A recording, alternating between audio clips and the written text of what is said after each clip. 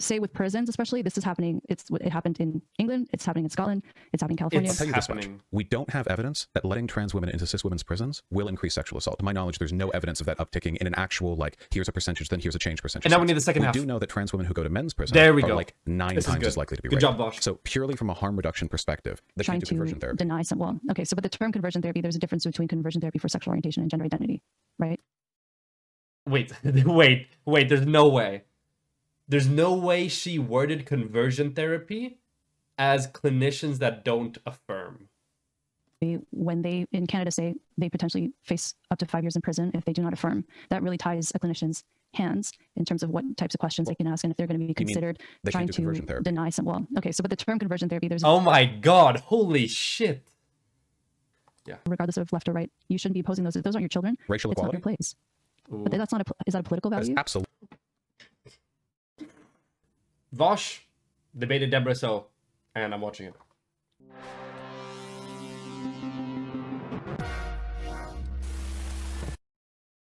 So I want to start by thanking you for coming on my podcast. Whenever I see someone who disagrees with me publicly, I usually will reach out to them and invite them on, but very few people ever take me up on that. So very happy to get the chance to speak with you. So for people listening, I put out a tweet saying, if someone is critical of my work, I invite them to come on my podcast to debate and discuss. And Vaush tweeted, I would be absolutely delighted to come on and discuss your work. So here we are. I know you are a big fan of mine. You posted a video on your YouTube channel titled Transphobe Debunks Herself on the Joe Rogan Experience in response to one of my appearances on Joe's podcast. So my goal in having you on is to hopefully build some bridges. I do think the culture war is especially polarized right now. And I think, especially on the issue of gender, and I think sometimes a face-to-face conversation can really help to build. Vaush's AirPods are crazy. I know he's got like the new model, like the leaked release or something. Yeah, but that's what I knew about Debrah. I knew she was on Joe Rogan, and I remember her appearance on Joe Rogan being not good. But that's about it. That's all I know. Understanding. So she's too fast? No, she's fine. She's a list of topics that we potentially disagree on, and if you feel I've missed anything, I'll leave some time at the end so you can bring those up. Absolutely, and thank you very much for having me on. I really appreciate it. I have a bit of a hay fever at the moment, unfortunately, because of the spring. I'll try to keep my audio clear, muting if I ever have to clear my throat. Just letting you know. Okay, no worries. I have the same thing. I'm a little bit flushed right now, so if anyone watching is wondering why, that's why. I feel your pain. So, first thing, is gender a social construct? Yes, absolutely. And what is your evidence for that? Well, if we acknowledge that sex and gender are distinct categories, which of course, we invent the words, we can decide their meanings if we choose to, with sex being a biological distinction, highly bimodal, of course, with distributions ranging strongly towards male or female with some intersex people, and gender as a collection of social rules and expectations associated with sex. I think that the social construction becomes clear when we attempt to discretely categorize these distinctions. Very much like race, which is broadly accepted to be a social construct. No one denies that there are biological elements to race. White people have, of course, lighter skin on average than black people. It's been known to happen. But where we draw those lines, well, do we separate North and South Africans? Is the Mediterranean a distinct racial category? That's a social thing. Likewise, for the longest time, we've decided there are two genders here in the West, social categories distinguished exclusively by sex. But of course, there are other cultures where that's simply not the case. There have been cultures where there are third genders or, broader paradigms. India has a legally recognized third gender with more than 1 billion people in that country. I'd say their perspective is worth something. It's not to say it's not informed by biology, only that it's not solely determined by it. There is a social construction there. Right. So I agree with you in that I don't think gender is entirely biological, but I would say biology plays a larger role than or the socially constructed aspect of it. And I think those of us who argue in favor of biological explanation, sometimes people will take that to mean that we don't think society plays any role at all. And in my case, I definitely say that's not true. My perspective in saying that biology plays a role is it does go back to the prenatal environment. Actually, let me start by saying I do agree with you that sex and gender are different things. I don't think they're necessarily the same. I do think they're linked for most people, but they're not necessarily the same. So obviously with transgender people, their sex and their gender are not the same. But for the vast majority of us, over 99% of us, that is the case. So I want to clarify that. No, it's not quite the same because these are two distinct things, right? So, what would be the right word? They are your sex and gender have been correctly correlated. I don't know what the right word would be because saying the same isn't the same because woman is not the same as female, right? But I get what she's getting at there. But if it would be really semantic and annoying, you could do that. Of the biological aspect, in terms of what is considered masculine or feminine in society may be socially constructed or socially imposed, but whether someone gravitates to what's considered masculine or feminine is dictated by biology in terms of the prenatal environment and in terms of testosterone exposure. I definitely think there's a truth to that. Agree with that? Okay. Certainly. Though what is masculine and feminine, of course, can vary massively culture to culture. Like in imperial China, there was a practice of women. I don't know much about the role of prenatal hormone washing on like gendered expression. I'm not sure how much research we have on that. Binding their feet to make them all small. And, you know, I can understand from a biological perspective how a fetishization of petiteness in women could be a kind of recurring theme throughout different cultures. But suffice to say, I don't think that's a recurring trend we see nowadays, say, for example, in, you know, modern LA, you know, the practice of feet binding, making people look better. I hope not. It was pretty unhealthy back then. Yeah, maybe it is, you know, God knows these days. But so, you know, maybe there are the hormone washes that you undergo in vitro, I think affect significantly what your preferences in life are going to be on later. But a lot of that feeds into a sort of cultural preconception of what it means to be a woman or a man, you know, both in a social and in a biological sense. And I think that people feed into that. It turns into a kind of feedback loop where, you know, you go back 1,000 years and people were doing wild stuff to demonstrate their masculinity or their femininity, you know, like they wanted to. It felt like it was like a drive, but nowadays we've no such desire. And I think we construct the categories that we're sort of driven to walk within to an extent. And that's, in a sense, I think it recurs a little bit.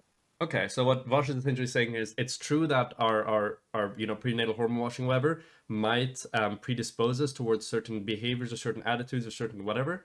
However, what those behaviors, those whatever, are defined as is something that is like kind of in flux, and that depends on society and the different periods in time and stuff like that. So yeah, I think it's good. So do you say that, do you mean maybe society pushes people to veer off to in one direction or the other? Yeah, I think so. What a masculine man is today, I mean, I don't know, think Vin Diesel. I think many kinds of masculine men, but just think Vin Diesel, right? You know, Vin Diesel as an archetype wasn't around in ancient Greece, but men were, and testosterone was. You know, I think that today there are men with a strong biological predisposition towards achieving something, and when they want that something, they look at media and they say, oh, well, Vin Diesel's a guy I can look at, you know, that's an archetype worth pursuing. That option wasn't available back 2,500 years ago, so maybe there are different avenues. You know, they would look at the legends of Achilles. You know, I'm not a great scholar of the classics, but yeah, I think to an extent, you know, and maybe the masculinity, the underlying testosterone, the hormone washes, they drive both of those things, but obviously we play a huge hand in determining where that road goes. Okay. Right. I do think it's important that people have that ability to choose. I definitely, by arguing for or talking about biological explanations for gender, I'm definitely not saying that men and women should be held to stereotypical roles. So I think you mentioned in your video about how I have a PhD in neuroscience, and that is a male typical discipline. I'm definitely not saying I think women should be in the kitchen having babies and, you know, not being allowed to have a vocation at all. I just think it's important for us to be able to talk about the reasons why there are these sex differences. On average, again, doesn't say anything about any individual person, because my goal with anything I do in my work as a journalist is to just try to provide people with information and let people decide what they want to do with it. But my concern is when I feel that information is being hidden from people, because I think that can sometimes work against people in terms of their ability to make informed choices. So your point about, pardon? Oh no, I was saying, of course. Since that video that I watched some time ago, I've taken the time to read up on quite a bit more of your work to gain a broader understanding of your perspective. Though, of course, you know, the Joe Rogan appearance is quite a publicity boost, so that was the first time I saw you. Right. Well, I appreciate that. So your point about race, I'm curious to understand, because I'm sure people in my audience, when they hear race is a social construct, they'll say, what? And so that was initially my first reaction as well. But I'm curious to hear. So when you say, I agree with you in terms of how we So right now it's very soft. We aren't really super deep into race as a social construct. Takes up this much time. Okay. Okay. Differentiate among. So it seems like she didn't push back much against Vaush's explanation of like how gender roles. Like Vaush acknowledged, obviously, there's a level of like some level of like biological predisposition towards certain behaviors and stuff like that we can't control. Yeah, sure, 100%. However, that doesn't bear any meaning on the fact that gender is a social construct, nevertheless. Like maybe what's a good example? So let's talk about basketball, right? Basketball is a social construct. Basketball doesn't exist in nature. Basketball is what we make it to be, right? It is, we define the rules, we define the way it's played, we define how many people play, Basketball is a social construct, okay? It exists because we all agree it exists, and we pretend like it does, and we play the game according to those rules that we have laid out. Now, you could say that, and you would be correct, and what Debrah Soh's like response to that amounted to would be like, okay, well, tall people might be predisposed towards playing in basketball because they're overrepresented in basketball. That's true. Being tall probably predisposes you towards, you're probably more likely than the average person to play basketball at some point in your life. That's true. But that doesn't mean that basketball is like an inherent category. Basketball is still a social construct. There might be biological factors that determine kind of like whether or not you engage with that social construct or you become part of it. But just because there are biological factors that determine your engagement with something doesn't mean that that something can't be a social construct, right? So that's essentially, so Debrah's argument didn't really contest what Vaush was saying, and I think Vaush made that pretty clear with the examples, how like, yeah, sure, there might be biological inclinations. However, the things that we're inclined towards are still social constructs at the end of the day. So let's go towards race being a social construct. the races. To some extent, that classification is a little bit arbitrary, but are there not some biological correlates, say with medical predisposition differences that do link to biology? Of course. I think a good example would be sickle cell anemia for West Africans, I believe. There are definitely some dispositions, though a lot of them are more cultural than people might think. For example, the lactose intolerance difference between Western Europeans versus like Southeast Asians, I think, can be attributed, at least in large part, to the availability of and cultural predisposition to lactose products over the centuries and the gut bacteria we build up.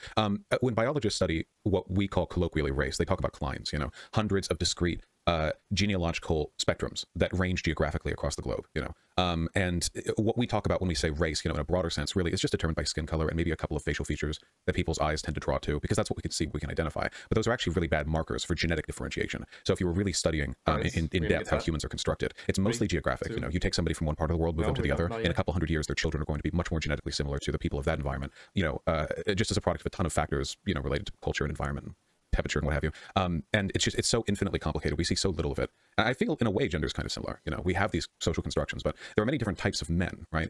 So what Vaush was saying there basically is that sure, race can give us some descriptive accuracy. However, it's a very broad category. So sure, in specific domains, it might be kind of helpful, but even within the broad domain of like the broad category of race, there is still so much diversity like within that racial categorization, to the point where it's not super useful to use the entire race as a categorization, whereas using subgroups within those races is going to be a lot more useful and is going to give us a lot more descriptive utility. And that's within the medical field. And even within that field, like, using just race as a broad category probably isn't the most precise thing you can do. However, as Vaush points out more, in broader society, the way we use race in like 90% of social interactions has very little to do with that. It has mostly to do with what Vaush said, just skin color and a few basic like phenotypical features, right? And that's kind of like where it goes from. So there doesn't seem to be much underlying biological reality or thing that you can tie all of this together with. It's mostly just, hey, here are these general things, and then we kind of ascribe and we put on top of it everything that it means to be black or white or whatever in society. I grew up in right next to West Hollywood, which is a thriving gay community, and right, and when you're near gay communities, you notice there's I wouldn't call it a binary, but there's definitely a strong divide between some of the more masculine and some of the more feminine men, and the whole dating rituals that go along with it. I'm into men, so it's to a degree of participated in this. And it's not at all difficult to imagine a society in which that could have been categorized as a third gender. You have masculine men or tops or what have you. They're categorized in one direction. Then you have the other, more bottomy feminine men, and people would have been a gender trinary. People would have found ways to get angry about that. But we construct a lot of this stuff. I encourage people to be, I suppose, open-minded to the idea that things could have been different. So that's another good point, talking about what he said before, how sure, even though there might be, certain biological drivers towards whether or not you're going to be a Twinkie femboy or you're going to be a massive giga chad, right?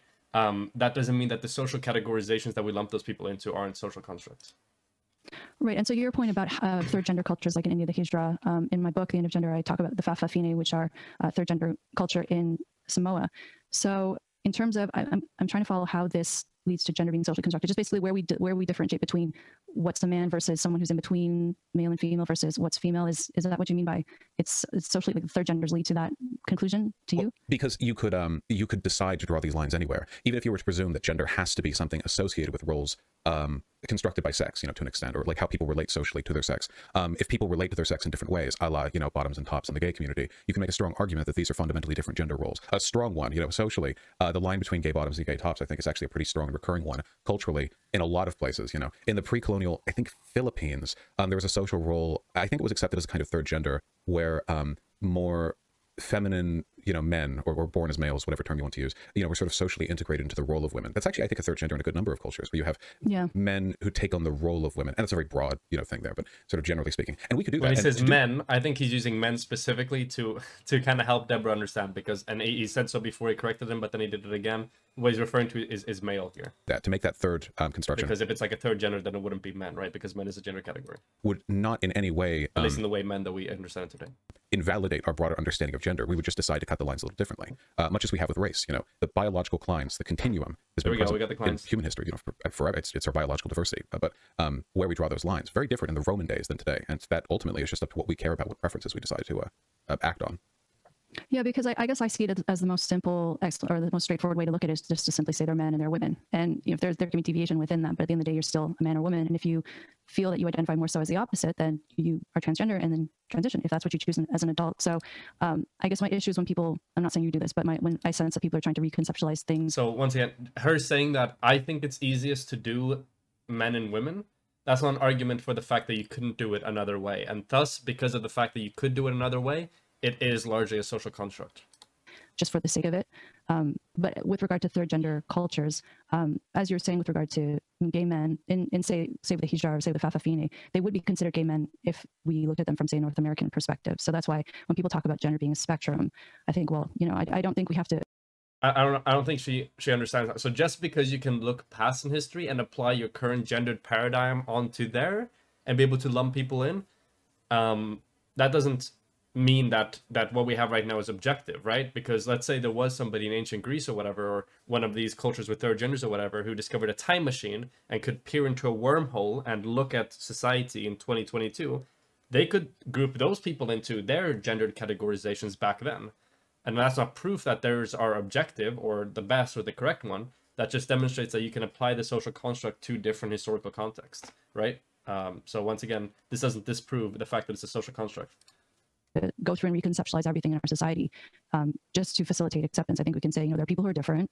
They're gay people, they're transgender people, they're intersex people. But for the vast majority of us, 99% of us plus, we are men or women. We identify as our birth sex. So I see that as the most simple, straightforward way to do it. Sure, but we shouldn't limit the range of human expression based purely on simplicity. Just because we have a preference towards our gender binary system doesn't mean it's inherently any more valid. I'm fine with social deconstructionism in a variety of ways, so long as it's serving, the idea that it benefits humans, that it makes us happy. And as far as I can tell, both today in the modern world and across a variety of cultures, it wasn't sufficient to simply say, oh, well, this person's a feminine man or what have you, As we construct these categories, as we delineate where we decide to draw these lines, the only real concern, at least to me, what makes people happy. We're not really talking about hurting people here. When we reconceptualize these ideas, people often talk about this, the destruction of the gender binary. Well, you take non-binary people, and I ask, what harm is being done? Certainly nothing that can be measured in a graph. It's this ephemeral, well, what of our tradition? This is a really important thing, and this just for me personally was super helpful when talking about these issues. And I just want to cram this into everyone's head in a correct way. Okay, so social constructs, they should ultimately only be in place insofar and if they help the human experience, if they make us better off. If they do not, then we should get rid of them. Then there's no purpose to them. However, that second part is important because a lot of people can point to, oh, this social construct is kind of lame, this one's also kind of lame. I guess all social constructs are kind of lame. We should just get rid of all of them. Wrong. So it's important to understand that, hey, a social construct, we can tinker with them, we can modify them, or we can or we can just full on get rid of them. But we should modify them in the way that improves the human experience to the best possible extent. So once we can identify something as a social construct, that means we fundamentally have the power to change them. And how should we change them? We should change them in a way that assists us and that makes us better off because of it. If a social construct doesn't help us, then we can get rid of it. If it's worthless, then why keep it around? Throw it away. If it does give some value but also some harm, let's see if we can tinker with it, change it a bit, modify it, change a few definitions here and there, a few of the categorizations or whatever, and try to make it better. And that's the thing with the gendered categorizations, right? Because gender is fundamentally a social construct. So because of that, we should look at gender and these categorizations of man, woman, whatever, and we should utilize those definitions, utilize those concepts and stuff in the way that best serves humans and that makes us better off, right? And that's a fundamental argument for me for why people, for example, say, hey, we are like, oh, are trans women or whatever. Well, then we look at the social construct of women and we're like, okay, do we get more or less social utility by defining trans women as women? For me, the answer is yes. When you do the weighing of like, okay, what are the benefits we get to these trans people then? These FTM people, if we call them women, pretty fucking high. If we don't do it, what benefits we get? I can't really point to anything great there. For me, it seems like the obvious answer is that we get more social utility if we define womanhood in a way where, trans women are women, for instance. And that's kind of the way to look at it. And that was super helpful to me, but yeah. And I don't really care about those. I just care about freedom, really. I'm a libertarian socialist. The idea of people being able to identify how they want to choose. Okay, I don't like this now. Okay, we went from something I really agree with to something I really disagree with. with Vaush, and something I've actually debated with him on. I'm gonna let him do this, and then I'll respond. Their life's path, and the certainly nothing that can be measured in a graph. It's this ephemeral, well, what of our traditions? And I don't really care about those. I just care about freedom, really. I'm a libertarian socialist. The idea of people being able to identify how they want to choose their life's path and the terms they use to describe those. As far as I'm concerned, as long as nothing's unscientific, nothing contradicts factual reality, and nothing hurts other people, then it should be fair game. And of course, I don't think anyone's contradicting the underlying biological nature of things, you know, sex, the gametes, you know, difference between this hormone and that hormone. I think as long as those basic tenets of reality remain consistent, then the identity part, I mean, go hog wild. I don't really care where people go with it. Okay, and now we agreed as well. I think I agree on the second part. But the one thing there about Vaush seems to have this kind of like axiomatic preference for freedom, which I don't share. I mean, that kind of preference for me fundamentally is like improving the human experience, right? Making that as good as possible, right? And improving the quality of life for human beings. Sometimes freedom is a good vehicle to do that, and sometimes it's not. There are specific situations in which we ought to relegate and limit choices that people might have, limit freedom. And I think that actually improves or makes human well-being better off overall than giving people full freedom to do whatever they want. So generally, I think freedom is a positive thing because generally it seems to improve the human experience, but not in all cases. So therefore, I don't like axiomatically value freedom in the same way that Vaush does here. Sometimes it leads to good outcomes. Sometimes it leads to bad outcomes. I like freedom when it leads to good outcomes. I don't like it when it leads to bad outcomes, right? But yeah, me and Vaush have argued about this specifically during the debate we had about market socialism and climate change. Right, and I agree with you in that I think people should be free to express themselves however they like and be happy and live their life and not be bothered by other people or not be judged. My concern is when people are making these decisions and they are potentially leading, especially young people, to make decisions about modifying their body that may be permanent or may be potentially harmful to them or that they may regret. So with regard to, say, non-binary, and I will use pronouns that someone wants me to use, same with, say, people who are transgender. When I say transgender, I'm referring to people who identify as the opposite sex. I know that some people might say non-binary is the same as transgender, but I do make that difference. But with regard to non-binary, what is the evidence for this idea that... So we touched on something interesting there, which was transitioning, whether or not that's a good idea, especially among young people. We'll wait until we get to that, but now we kind of went to non-binary. I think it's going to be brought up again. But in this situation, it would be a good idea to write this down and be like, hey, okay, you know, Deborah brought up this. She said, oh, I don't know if it's a good idea, irreversible damage, and then you can bring that up later in case it doesn't come up. I think it's going to come up because it's fairly early on, but it might not be the case that it comes up. So it's always good to write down stuff like this, but yeah. There's a third gender. Are you referring to third gender cultures, or is there additional evidence that you're thinking of? Well, the evidence for it is simply that there's no greater argument for the system that we have than any culture which has a third gender or had one in the pre-colonial days, which of course was much more common in the pre-colonial days before our values became homogenized a bit. And this isn't really a scientific or evidentiary thing. Really, it's social construction. It's theory, really, gender theory, which people mock, of course. You know, people roll their eyes at it, but there's some really fascinating and complicated stuff behind the wheel there. And I like to use allegories to race because the discourse around racial abolition and the social construction of race hasn't been as politicized as that with regards to gender. You know, if you go back 100 years, you know, the Irish were considered the N-words of Europe, I believe, was a common, you know, derogatory term. Now, of course, they didn't think that Irish people were biologically identical to Northern African people, but there was an understanding that they were somehow lesser within the category of white. The same with Italians, though, to, I believe, a lesser extent. And really, the arguments back then, they attempted to post hoc justify it scientifically, but the arguments back then were fundamentally a social one. You know, what is or is not whiteness? And if you include Irish people, do you include, say, Mediterraneans, Greek people? What about Turkish people? You know, how far south along the Mediterranean? How far clockwise can you go before that becomes a problem? There's no real answer. And to me, being that I'm both a racial and gender abolitionist, my understanding is that given that there are no real answers, there's no real right or wrong, there's only human happiness, we should cast aside categories which do harm and adopt those which minimize it. And this stringent fixation on, well, how can you prove this, that, or the other with gender? Well, we can't really prove anything with it. We know there are social rules and categories. But there's two elements to this discussion, right? There's two kind of levels to it. And right now we're at the fundamental. We're kind of at like the philosophy of science level. So right now we're discussing how we derive definitions of social constructs and how we want to categorize things as society. You can have like an argument that Vaush is making and that I would make as well, that we ought to define these categories based on what gives us the most utility as human beings or whatever. Alternatively, you can also, you could go like a religious way with this. Oh, we ought to define things in the way that God prescribed for us to define things. That's another argument that is applicable to this element of the debate. But that's the first level of the debate. It's like, okay, we need to agree on how ought we define things in society based on what gives us the most utility or what else. And that's the first part. You kind of need to agree on that. Because even though Vaush and Debrah might both agree that, okay, we ought to define terms that give us the most utility or whatever, it's entirely possible for them both to agree with that fundamental kind of philosophy of science stance a bit, in terms of like how we're going to define this and that, but still to have completely different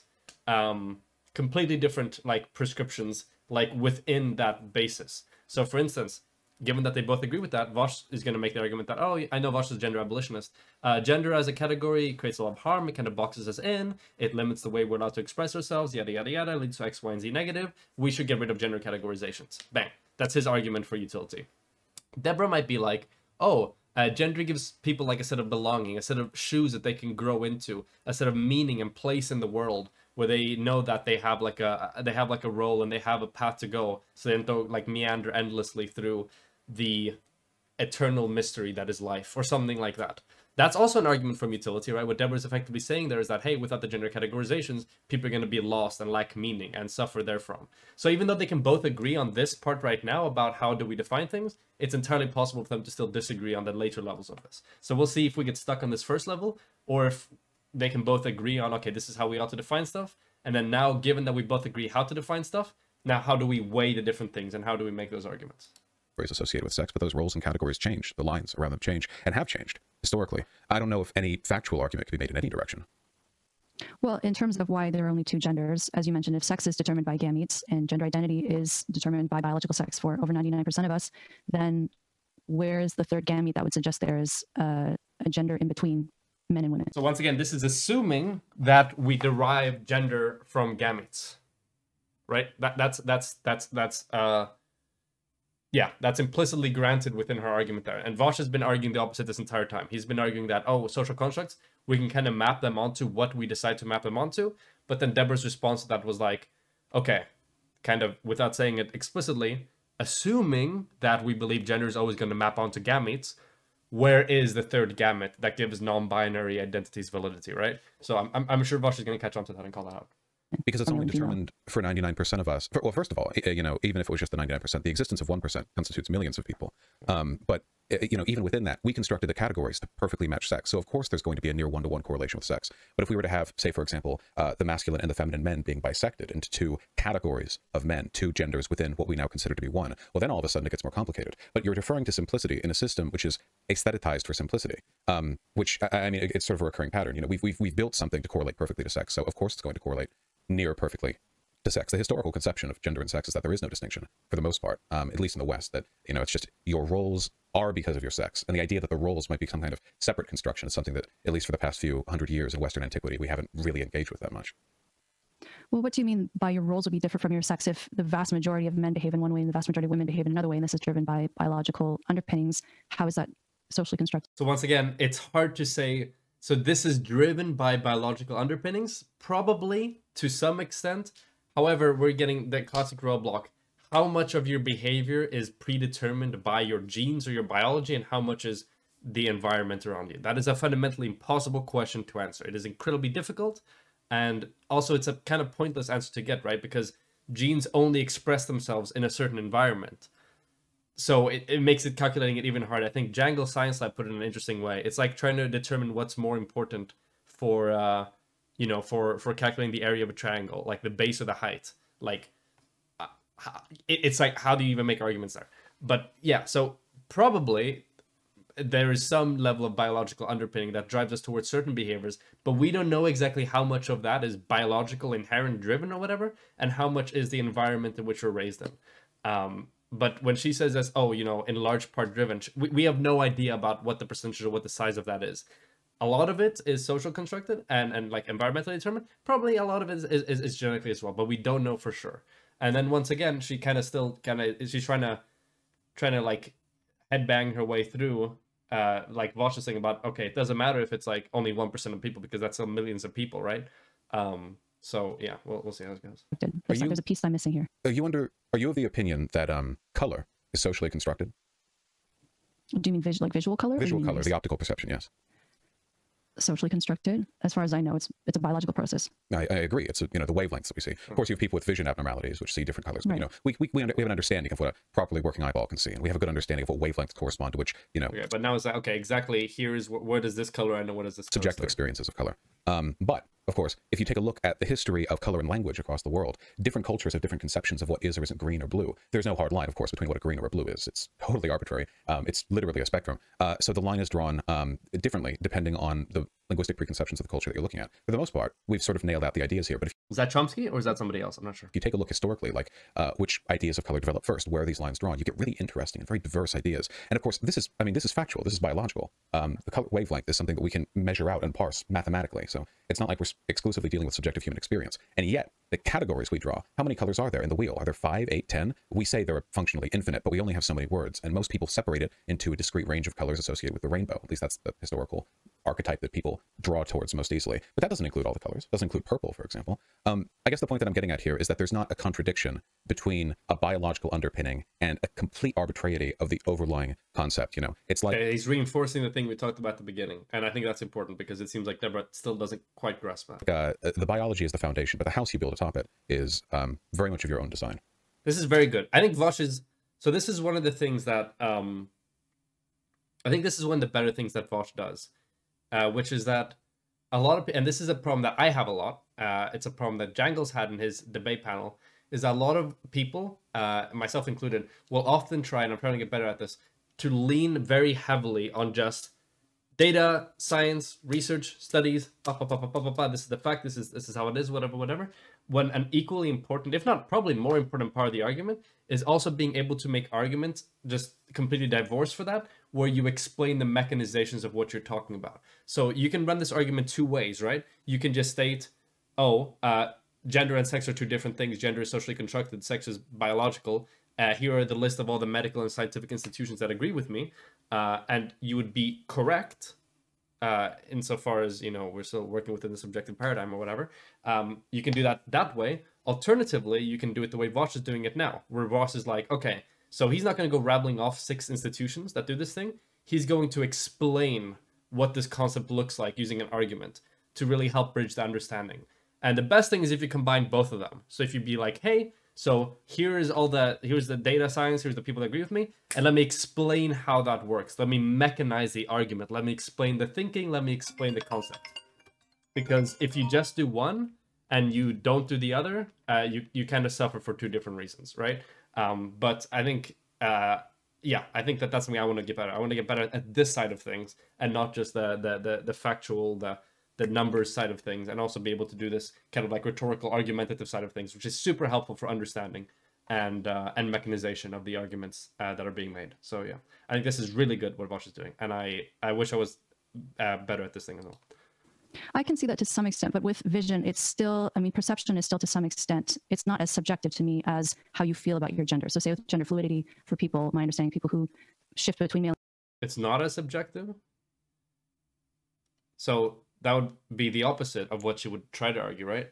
Because if Vaush just gave an example of subjective interpretation or whatever, and she was like, yeah, but I think gender is even more subjective, then I don't know how this helps our argument. But male and female, or are both, or neither, and this can change throughout the day.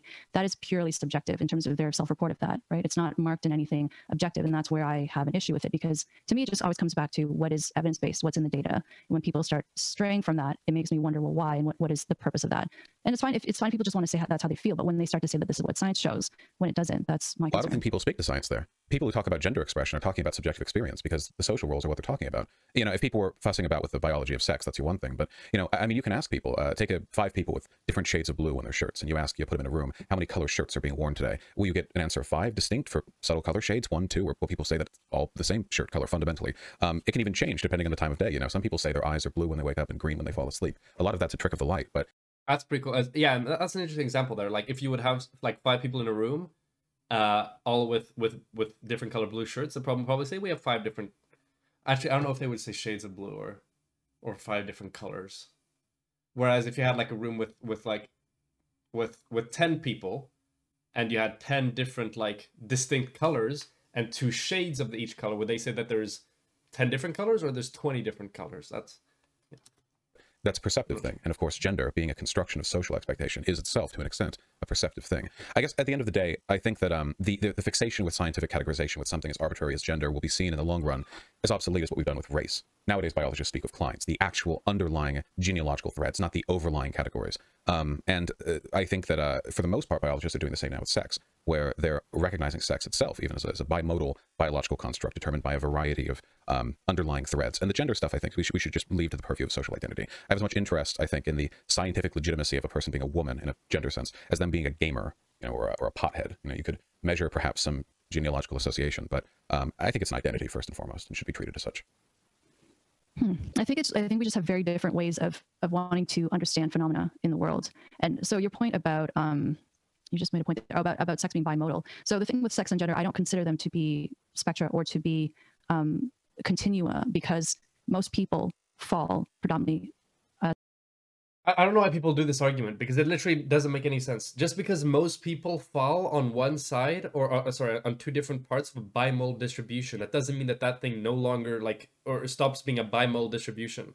Like, if you're a scientist, and she should know this, she's a PhD, and you're collecting data, and the data is like, how much do you like? I don't know, okay.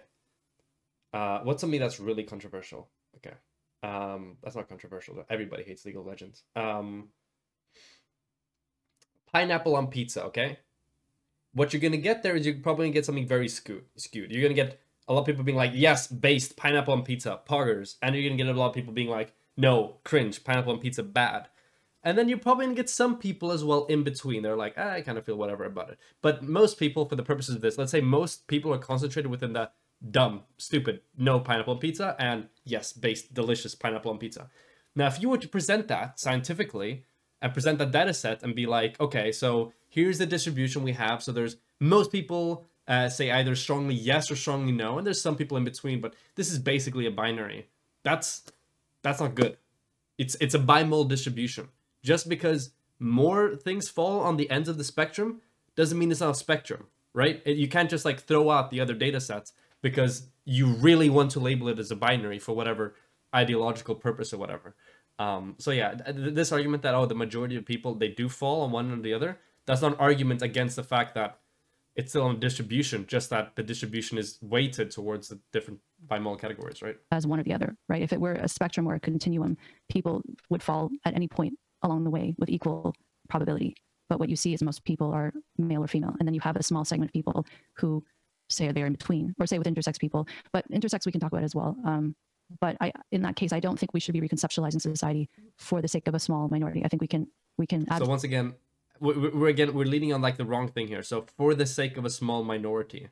So I can ask a simple example for Debrah. So let's say we have like we have a social category, and that social category works excellent for 90% of people. Let's say 95% of people. It works perfectly fine, excellent, beautiful, great stuff. But it works not good at all for 5% of people. Now, if I could change that category in a way that makes it work for 100% of people, and there's no further costs, would Debrah be against that purely because, oh, now we're changing it for the minority? No, changing something for a minority isn't wrong in itself. Now, if you change that categorization for the minority in a way that fucks over more people, then yes, that's bad. But you can change it for a minority in a way that benefits most people, and this makes some people benefit, or in a way that harms most people. But that's irrespective of whether or not you are bowing to the minority or whatever. You can accommodate for a minority in a good way or in a bad way. The mere fact that you're accommodating to a minority doesn't mean that it's good or bad inherently or necessarily, right? You can do it in a good or bad way. So I think this argument is a bit weird. And what you'd probably say then is like, okay, yeah, well, I think that the way that it's being shifted is bad for most people, which is her real argument, right? And then you could have the argument about, okay, so let's talk about the way that redefining this category harms or helps more people, and you have that discussion. But this argument that like, oh, we're accommodating for a small number of people, it's worthless unless you also believe that through that accommodation, we're also harming people, right? So it's good to kind of like get through that and get past that to get to what she really thinks. Advocate for them and equal rights for them without having to reconceptualize everything. Well, something doesn't have to be equal distribution for it to be a spectrum. But it's really just a spectrum of different characteristics. There are sexual characteristics, of course, which vary to the extent that you'll have, males and females overtake each other. Height, for example, being one of those characteristics where the majority of men are taller than the majority of women. There are, of course, overlap, quite a bit of it with regards to that. You have more concrete categories like chromosomes, gametes and what have you. But even then, you have variances sometimes. The intersex category includes a variety of conditions which might lead a person to have anormal representation in those fields. But a binary has two options. With her, you managed to get except whenever I say wheelchair ramp. Yeah, exactly, right? So this would be like, oh, let's have an argument about making our that's actually a perfect example, Mega Stones the chat, thank you. An institution is debating whether or not they should make their institution more accessible to people with disabilities or whatever. Now, you can do this in a wide variety of ways. You can just add a wheelchair ramp or whatever, and add braille to the walls of the what's it called? Yeah, to the buttons in the elevators and stuff like that. You can do these types of things, and that is accommodating for a minority. But what the fuck? It's just making life better for them. It's not hurting anyone else. Why? However, you could also technically accommodate for a minority, I suppose, by, okay, let's make sure we do the best possible accessibility, and to really get in that mind space, we're going to pluck the eyes out of everybody who attends this institution, and then I think we can get really creative with the solutions we find for people with disabilities. Now, that's one way to accommodate for a minority, but that's a stupid way to accommodate for the minority. But we have two ways in which to accommodate for the minority, one in which this is good, we should absolutely do this, and one in which we shouldn't do this. But whether or not we're accommodating to minorities is not the important thing there. It's how we do it. That's the important part. Not two with a range in between. And I don't really think that this is of much interest to people outside of, biological experts. I don't think any social re-engineering is being done around the idea that sex is complicated. Of course it is. We're biological machines. We're unimaginably complicated. We couldn't build one of us if in a lab, if we wanted to. We need the help of our own genes. One day, God willing. So given all that complexity, the idea that sex would be this very complicated and extremely not spectral, like on a spectrum concept, isn't that alien to me? But I don't think that gets talked about that much. Even with the trans stuff, it's really just a gender thing. Trans women don't go around arguing that they're biologically the same as cis women. If they did, then they wouldn't want to transition. Of course, there's an acknowledgement of an underlying biological distinction. But I see, so again, I don't think that the most vocal trans activists necessarily speak for everyday transgender people or the average trans woman. But I have seen some activists saying that they are biologically female or they are biologically male because they identify as that sex. And I think that has implications for society more broadly, because especially in the way that this is being taught to kids, I think for some people... Now we're getting to the argument where Debrah is saying that, okay, so she seems to move off the minority argument. Now she's explaining, okay, this is why changing the categories in this way is bad or whatever, which is a lot more substantive. People, they don't realize that sex is real. It's not. I mean, some people say that sex is socially constructed. And I think if people want to have a conversation about these ideas and tease them apart as we're doing here, that's great. But when it's actually being taught and spoken about like it's true, there are going to be negative implications of that because it's not true. I can't speak to every trans activist out there, but having been a radical lefty for some time, the only time I can ever remember a person sincerely arguing there's no real such thing as a sex difference, no difference between men and women, trans, cis women, whatever. There's some Reddit thread where they were getting dogpiled by the comments. I don't know if it's something held seriously, a position held by many. I can't argue anecdotes with you, of course, but the idea that the trans community or even the trans activists are of that position, I think, is highly overstated, or conflation often held and enforced by conservatives, because trans women will go, well, trans women are women, and conservatives will go, well, how can you be a woman if you have no womb? Which is itself a conflation of the gender-sex divide right there. Trans women aren't saying they have a womb. They don't, to my knowledge. Maybe somehow some of them do. But I've seen some, but I won't hold you to that, yeah. Right, the vast majority don't, I imagine. The conservatives play that game whereby performatively denying the distinction between gender and sex, they can pretend that trans people are just woefully unaware, delusional, that they're, they somehow seem to believe they're biologically the same as, the cis counterpart. But I just don't think that's the case. I think that for the most part, especially these days. So Vaush is acknowledging that there are like biological differences between a cis woman and a trans woman, obviously.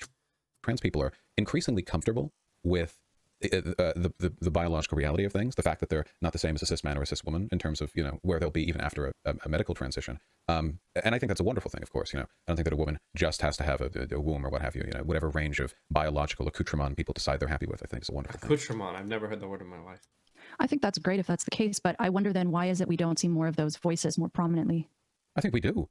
Honestly, the only place I see other voices are when they're being signal boosted in conservative discourse. I know that the position that gender is something which is a product of identity, but sex is largely binary and discrete, separate category, is held, for instance, by basically every medical association in the West. Oh, paraphernalia. Okay, I didn't hear what he said.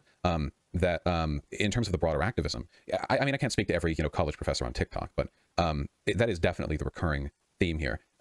People who disagree, not to speak this of you or whatever, but broadly, I mean, I would wonder where they're getting their information from, because the only place I see otherwise really is these conservative spaces where they're incentivized to elevate the voices they think are worst representatives of their, opposition. Can you say that last point again in terms of what you feel medical associations generally put out as their messaging? Obviously not every single one, but just as a broad theme. For the most part, it seems like the sort of the recognition of the validity of trans people. I know the APA, Or the distinction between sex the American Medical Association, of American Academy of Pediatrics. I'm sure there's a big list out there somewhere, but you have a big list, and you're on document, Vaush. Come on, what is this? Unbelievable. They affirm the validity of trans people, the idea that gender is something that can be identified with and changed. But I don't believe any of these organizations, the American, I don't think any of them verify the idea that that sex can just be instantly changed or flipped over, that there's no discrete differences between men and women who are cisgender or transgender. Certainly transitioning changes some sex categories, I mean, you can only inhale so much estrogen before some sexual categorizations your body adheres to begin to change. But I just don't think that's very common messaging. So how would you define, what is a woman? The classic, let's see how he answers this. I would say that woman is sort of a social archetype that people choose to adopt, like a kind of like... Choose is a bit off here. Sometimes chosen. Well, no, choose is a weird word. I don't like chose. I don't think that's a good word to use. Because in a lot of cis people, they don't choose to pick up the gender role of women. It's thrust upon them from birth, right? For a lot of trans people, if you have gender dysphoria, you don't choose to transition. You do so because you have to, right? You're gonna have a rough time otherwise. I don't like the word choose here by Vaush. I don't think that's a good word to use there. They're choosing to stay cis? Absolutely not. You're not choosing to stay cis, because if you transition when you don't have to, you might give yourself gender dysphoria through doing that, right? I don't think chosen for them, and then later in life they may reaffirm. Is that what he said? Like an identifier, that woman is sort of a social archetype that people choose to adopt. No, he said choose to adopt. I don't like the use of the word choose here. I don't think it fits. Like a kind of like an identifier that they want to be known by. Obviously, there's a lot of conflation here because people get assigned this, that, the other at birth, which means that you sort of grow up with a set of roles and definitions before you're old enough to have any opinion on the subject, really. But at least when we're talking about, gender as an identity, what people care about when they're older, that's what I think of. It's like being a woman. What does it mean to be a woman? It's how you think of yourself and how you want the world to think of you. It's a sandwich board slung around your neck with a set of identifiers that you want to be considered by. I think people do this with a lot of things, not just gender, but I think gender is sort of the big one. So when self-identification, are there any... The rest of it seemed fine, but the use of the word choose there, I don't think that was good. Areas in which you think biology should play more of a role than self-identification? Well, if you're talking with your doctor about your propensity for given conditions, obviously I think trans people should be upfront with their doctors about the fact that they're trans. Outside of that, I just, in terms of people's... Thank you for the raid. Who's raiding? Is it relevant? Who sent the raid? Who did it? Give me name. Oh, Relevant. Okay, thank you, Relevant. I appreciate it. We're reviewing Vaush versus Debrah Soh at the moment. We're half an hour in, so you guys came just in time. I heard it gets a bit more aggressive towards the end of it, but right now we're kind of chilling a bit. But yeah, if you don't know who I am, recommend you check out my YouTube channel, Rose Wrist. Videos almost every day, pretty cool stuff, but not gonna waste time. Let's get back into it. Obviously, I think trans people should be upfront with their doctors about the fact that they're trans. Outside of that, I just, in terms of people's decision-making, I don't think biology plays that much of a role insofar as it supersedes people's right to choose for themselves, obviously. So this is the argument I would make as well, right? So if we're talking about a trans person who has transitioned, right? If we talk about sex, okay? What does sex mean in general society? What do we associate with sex? Well, we associate genitals, we associate hormone things, kind of, and we associate kind of secondary sexual characteristics as like the primary things that have to do with sex in society. And then what I had with your mom last night, that's another one. But apart from those things can be like fundamentally shifted through transitioning, right? Through surgery and hormone replacement therapy. And for like 90% of interactions, social interactions that have to do with sex, they concern those characteristics. Not your chromosomes. It's concerning what your chromosomes typically tend to predict in most people, which are the genitalia, secondary sexual characteristics, yada, yada, yada. So if you can change those, and you can change all those through like transitioning different steps of the process, then at that point, I mean, yeah, there's few circumstances in which, you know, your like what you were sexed at originally at birth is super relevant. Apart from in situations like Vaush says here, in the case of like your doctor, for instance, in which obviously if you're trans, you should tell your doctor that you're trans. If you're transitioned, right? But obviously biology plays a huge role in a ton of stuff that we do day to day, but you know, if you make the choice to act against the sort of stereotypical categorization down that role, then I think that's fine. I don't really think it hurts anyone to do that. So what about, where should we start? Maybe sports. Do you think with sports there should be any importance placed on biology or biological differences?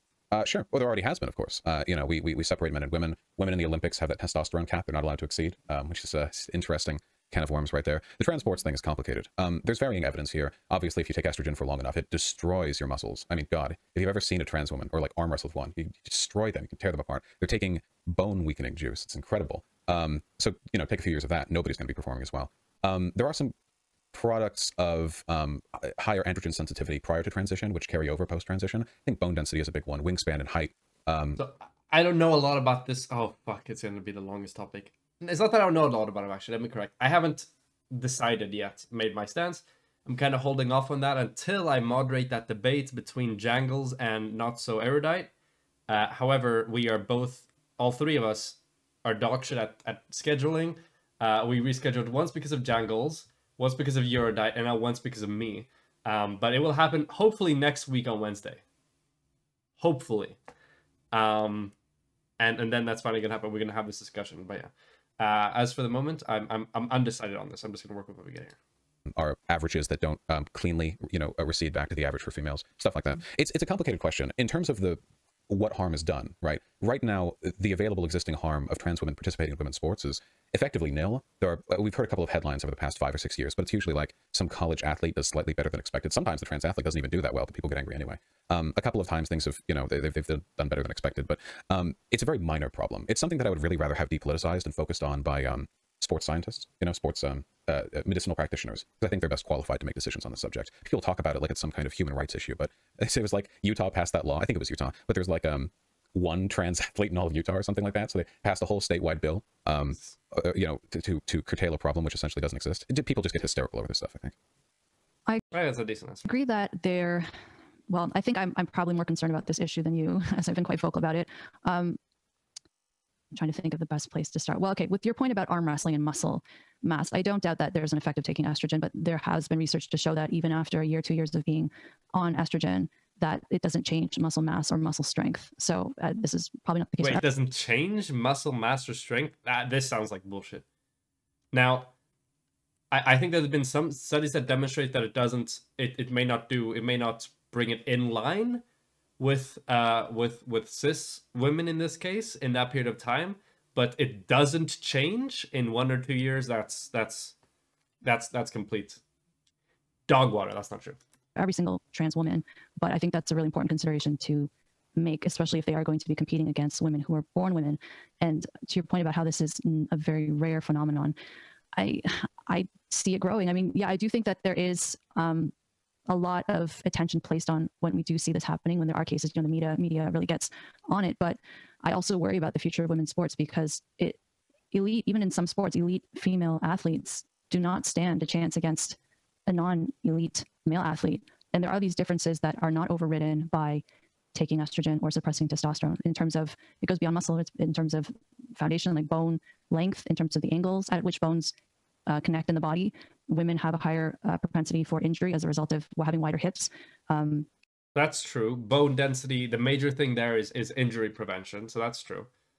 And that doesn't seem to go away. In terms of lung size and heart. But injury prevention, that's one thing, which is important for professional athletes, but it's, yeah. Heart size. So hips, in terms of lung size and heart size. Lung capacity and heart size, I'm not so sure about. Lung capacity, I think lung capacity was at like the difference there was only significant in extremely like high level elite endurance sports as well. So it's not like it's like a benefit overall for a lot of other sports that aren't like elite endurance sports specifically. From what I remember, from what Jangles talked about. So I'm all in favor. I think if it's not in elite sports, I don't have as much of an issue if trans women want to compete in the women's category, because I do think okay, that's fine. That's good. I can imagine that sense of belonging and acceptance is important. But at the elite level, when it can be life-changing for someone to win the competition, especially for these girls who've been training forever for these scholarships, I don't think it's fair. And I also don't think it's fair that they can't speak up without being called hateful. Another question actually I have for you I'd like to speak on that if I may. Okay, go ahead. Every study I've seen indicated that medical transition weakens the musculature significantly. So I would have to, and I've seen a good bit of research on that, so I'd have to see a source there. I guess the issue that I have with this ultimately... Yeah, because she said there's like no difference for like 1 or 2 years of HRT, which is unfathomable. Is that this is an example of a politicization of a problem gone like mad, you know? Like so far we have maybe a handful, like an actual 5 or less count of cases where there's been some kind of upset as a product of trans women in women's sports over the course of this being a cultural issue over the past 6 years. When we're operating with this number, why specifically 6 years? Since 2016? Okay. This is like national outrage over like rare diseases that don't have a name yet. This is such a marginal issue. Now that's not to say, mind you, that it's not worth consideration or discussion, but we're talking about an issue which has merited a national response. And to be fair, and you know, to clear aside, and again, not saying this about you, but 98% of this discourse really has nothing to do with women's sports, because most of it's fronted by conservatives. Conservatives don't care about women's sports. They have never cared about women's sports. There's been a long-running joke that they don't care about women's sports.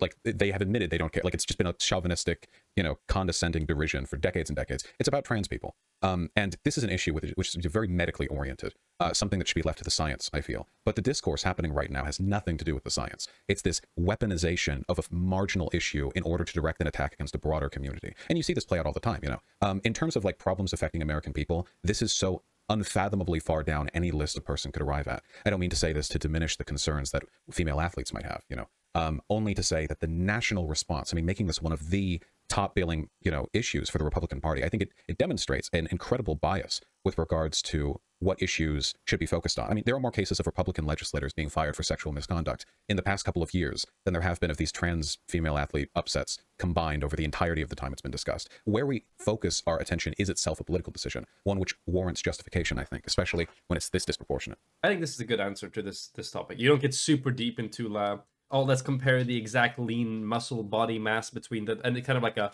meta perspective, which if you don't want to go into the nitty gritty of things, and you want to, like Vaush said, should be kind of like we're going to try to make this like a non-hyper politicized thing and kind of let that be left to the scientists, you know, to determine, then this makes sense to go in this kind of meta direction with it. Well, I would argue this isn't a conservative or Republican issue, because there are definitely Democrats who are concerned as well. And this is, I interviewed Kara Dansky about this for my podcast, and people can go listen to that. And she said this is going to be the issue that brings the parties together, because this is not something, it's not a left or right issue, nor do I think it should be. Your point about how there are only 5 cases, there have definitely been more than 5. I mean, I could count them right now. Of upsets? Because normally it's just a trans woman being in sports that people get upset over. But in terms of the overperformance, I think generally they perform well within the lines of expected cis female performance. Well, they win, though. They win by quite a margin, do they not? The number of times that trans women have won by quite a margin in sort of college athletics or above is, no, for the most part, usually this upset happens before they've won anything. Usually it's just them participating at all. I remember there was that I think they were track and field. And they did a whole documentary, and the trans woman, wasn't she came in like 6th or something. The woman who was mad came in 8th or 9th, and it was the top 8 who were qualifying, and she was mad over that, something like that. It's like, again, if you were to take a look at any other issue, if this is what unites the parties, then America deserves to burn. We have infrastructural issues, you know, we can't feed or clothe our people, our healthcare system is broken. If our party is united, if our parties are united not over any real issue that affects like the American people, but issues so marginal that you can count on one hand the number of trans athletes per state, I think that's really indicative of how much of a divide there is between like the cynical political messaging that's used in Washington and what Americans actually need to get by day to day. It's just, I can't summon that much, because I can just think of any other, like, you know, do the people who claim to care about, you know, college women's sports, do they care about like college athletes being exploited, not being paid for their work, while the colleges make millions of dollars off of the I think this plays pretty well as well, given the audience as well is going to be watching this. You know, broadcasting rights to those games, because that happens to tens of thousands of people every year. No, of course not. It's the trans athlete thing, and you know, we get this one big story every 6 months. Can we go to that Connecticut track? So one of the trans girls actually did win first place in the 102 meter dashes. In the initial, wait, one of them? Are we thinking of the same one? Yeah, I don't want to say her name just because I don't want people to bully this person. I don't want people to go after the individual athlete. To me, this is more about the larger trend of what we see happening, right? Well, in terms of, oh wait, there were 2. Okay, we might talk about different ones. I mean, a trend on a national scale would just require more data points. Again, like the harm we're talking about here is like maybe a couple of systems. They're winning, though. They are winning. I'm sorry. The idea that you can justify national outrage based on a handful of cisgender women in college placing lower than they might have otherwise is insane to me. every other problem imaginable is more worth national consideration. If this was just being discussed in academia or like sports science or whatever, I think that's fair game. It's a really interesting subject, and there is, you know, reason for concern there. But this like people act like this is some kind of defining issue. Like the phrase there, this will unite the parties. Why? If infrastructure couldn't, I mean, our bridges are crumbling. If healthcare couldn't, tens of thousands died. The fentanyl But I would epidemic. argue, I don't want to cut you off, but I would argue that this is just the beginning of some larger, this is a huge problem because it's going to be the end of women's sports. And I also see look at what's happening in prisons, look at what's happening in terms prisons. of where people are being housed in, say, hospitals, and women are now. Okay, talking about prisons, that's a good point to go from here. Okay, now it seems like it lost a bit of its, because you can make the argument that it's been hyper politicized. That's fine. And then before he was pretty clear with like, I'm not trying to diminish this. No, I think it's okay still. Now vulnerable to sexual assault as a result of this because people are self-identifying. Where's the as evidence women. of that happening? Of the hospital in the UK, there was a case of a woman who was on a women's ward, and she reported a rape, and they said, oh, that didn't happen because there are only women on this ward. And then they went back and they actually found through security footage. What? So you can still have rape even though you have only women. Okay, hold on. We'll listen to this through. Reported a rape, and they said, oh, that didn't happen because there are only women on this ward. And then they went back and they actually found through security footage that there was actually a trans woman staying on the ward during that time. And so this woman had indeed been allegedly raped. And so I'm not saying that trans women are predators. Well, wait, hold on. The trans woman had been assaulted? Or wait, what was hold on. This is the most confusing story I've ever heard. Okay, let's try to listen again. A woman who was on a women's ward, and she reported a rape. Of the hospital in the UK, there was a case of a woman who was on a women's ward. Okay, a woman who was in a women's ward. And she reported a rape, and they said... She reported a rape. Oh, that didn't happen because there are only women on this ward. That didn't happen because there are only women in this ward, whatever the fuck that means. And then they went back and they actually found through security footage that there was actually a trans woman staying on the ward during that time. And so there was a trans woman staying at that ward at that time? So this woman had indeed been allegedly raped. And so I'm not... And this woman had indeed been allegedly... Okay, I assume that the language is a bit unclear. I assume when they say that woman had allegedly been raped, they're talking about the original cis woman. Because she said that woman right after mentioning the trans woman, so I'm not quite sure here, but even then, like one trans woman, if I take everything at face value, one trans woman raped one woman in a hospital in the UK. Obviously, it's that should never happen. However, had been allegedly as well, then you have the allegedly thing as well about it, which nothing's confirmed yet. But even if we take all of this at face value, okay, that doesn't take you all the way to the point of, oh, we should, put trans women in the men's ward. Because what happens when you do that, in most situations that we see, bathrooms, prisons, they experience more disproportionate abuse and stuff like that in the men's ward than trans women do to other women in the women's ward or women's spaces or whatever. So that doesn't get you to that argument. The only place that gets you is like, we should try to minimize rape in hospital wards, which, yeah, go, cool, base, amazing. Go do that by whichever means seem to be the most effective way to do that.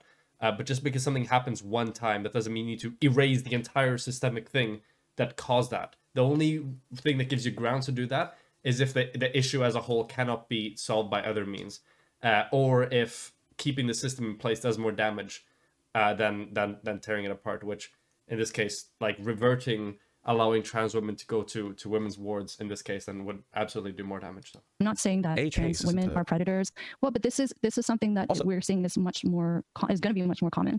Is going to be much more common. Like I have one case of allegedly this happening, and it's going to become more common. But I can't tell you how much. Like this is you're very, very shaky grounds. Debrah standing on here. Respect, absolutely not. Not of trans women, but of men abusing the ability to identify as women to get access to This is fear-mongering, and this is one of the issues that I take with you. You talk about science. I ask you, where's the evidence? You give me an anecdote. Here we go. Now we got the direct confrontation. Okay. Now, what is important that Vaush carries on here as well, that he includes in his thing, is he should do his confrontation. It should also be, so based on everything we do see about what you predict happening, in other spaces like bathrooms, we have not seen this happening whatsoever. In fact, we know that if we don't allow trans people to go to the bathrooms, there is more harm. There are more people being sexually abused or assaulted or whatever. We need that second part, and I'm sure he's going to do good on the confrontation. But it would be good if we got that second, so Also, based on the evidence we have right now, you're wrong. So it's not just that, oh, we don't know, this could happen in the like later maybe, like Debrah is saying. It's also that, oh, we don't know, we have no evidence for this right now, and all the evidence we have of similar cases point towards the opposite being true. I think it's important to distinguish that, but we'll see. Where's the evidence of this? Well, it will what was the anecdote, though? That one instance this was reported in the news. This was reported in the news. Rapes happen. Does she not know what an anecdote is? Maybe she thinks anecdote is just your personal story. Because she said, what anecdote after that? I think she thinks anecdote means it needs to be your story. It can't just be one story. Okay. She doesn't know what anecdote is. Poggers. Fear-mongering. Wait, hold on. Does anecdote? Because it might have been that the online politics sphere has, like, run with this word and fucked it a bit. My understanding, it doesn't have to be your personal story. A short, amusing, or interesting story about a real incident or person. So it doesn't have to be you. That's been part of it. It can just be one incident, one isolated incident, which one story about one thing occurring in one hospital is by definition an anecdote. So yeah, she doesn't know what an anecdote is. And this is one of the issues that I take with you. You talk about science. I ask you, where's the evidence? You give me an anecdote. Where's the evidence of this? Well, it will what was the happen. anecdote, though? That one instance this was reported in the news. This was reported in the news. Yeah, just because it's reported in the news doesn't mean it's not an anecdote. Like, fuck. Okay. Happen everywhere. One instance is not. I don't understand. There's all these PhD, all these highly educated people that don't know the basic, like, I don't know what to say. An evidence of a pattern. And by the way, England, up until recently, had a very prejudiced law where rape could only happen through penetration. Nothing else was counted rape, you know. So if you're a man, you know, you rape a woman, that can be counted. But there are cis women who have raped cis women in England, and it wasn't counted as rape because none of the available equipment was present. The idea that I believe I don't want to interrupt you, but I see we're coming so close on time, and if there's so many things for us to talk about, so I don't want to interrupt you, but can I just say that I think sorry, my bad. Say with prisons, especially, this is happening. It happened in England. It's happening. Let me go back. Sorry, the audio. counted as rape because none of the available equipment was present. The idea that I believe I don't want to interrupt you, but I see we're coming so close on time, and if there's so many things for us to talk about, so We talked for another hour. Damn. But now we gotta cut this short because Vaush is in a winning position now. Can I just say that I think, say with prisons, especially, this is happening. It happened in England. It's happening in Scotland. It's happening in California. I'll tell you this much. We don't have evidence that letting trans women into cis women's prisons will increase sexual assault. To my knowledge, there's no evidence of that upticking in an actual, like, here's a percentage, then here's a change percentage. And now we need the second half. We do know that trans women who go to men's prisons There we are go. like 9 times as likely to be Good raped. job, Vaush. So purely from a harm reduction perspective, and this goes the same with the bathrooms and the hospitals and what have you, putting trans women in the same spaces as men is demonstrably dangerous, whereas putting them in the same spaces as women is circumstantially dangerous. So far, only looking at given accounts or one specific bit or another. There we go. Good. But does that not matter that women's safety is being placed at risk as a result of that? By putting trans women in men's prisons, I agree And completely. why is it? But there's socially, it's so unacceptable for women to speak up about this. If they say anything in favor So of their own safety, now they're she's transphobic. pivoted to something completely different. Realize this, right? So Vaush demonstrated, okay, more harm is caused, more people are sexually assaulted if we do what Debrah is implying we should do. And then Debrah pivoted away from that as like, okay, but why are people demonized for talking about this as an issue? So now we're on a completely different argument. I think in this situation, and this is something I've done a lot, and I think is one of the stronger things I do, is when something like this happens, be like, okay, that's fine, we can talk about that, but we both need to acknowledge right now that you're moving away from the point of X previous thing that was discussed. I think verbally stating that is really important because in the minds of an audience, let's say that maybe Vaush will do this, but let's say he doesn't do that. And let's say Vaush is really good on that previous part, like he just did here. Now, let's say they start talking about like, oh, why are people demonized for talking up about this? Now, let's say Vaush does really poorly in that part of the debate. Let's say for some reason Debrah walks over Vaush when it comes to, oh, you know, people are being demonized. It's the transfer culture mafia that's coming and breaking down people's doors if they complain about this. And Debrah comes out looking really strong because of that. If that happens, without that deliberate like call out of like, okay, we're moving on to something else, in the minds of the audience, they might conflate Debrah's performance and her arguments in the latter part with what was happening in the former part, because Debrah pivoted rather seamlessly from that onto the new topic points.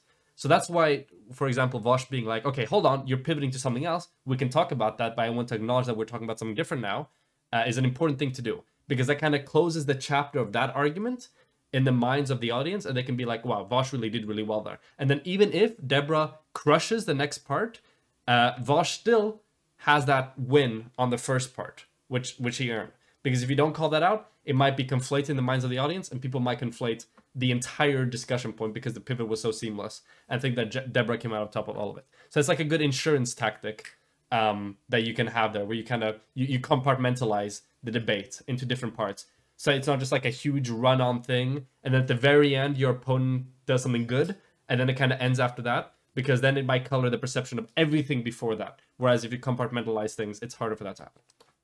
There's literally no evidence at present of it compromising their safety, and there is evidence of it severely compromising the safety of the trans women, who also deserve to not be raped. How can you say there's no evidence when there are women saying that this is happening to them? We see this happening in prisons. Are you a doctor? We see this happening in terms of... That's not I'm not a medical doctor.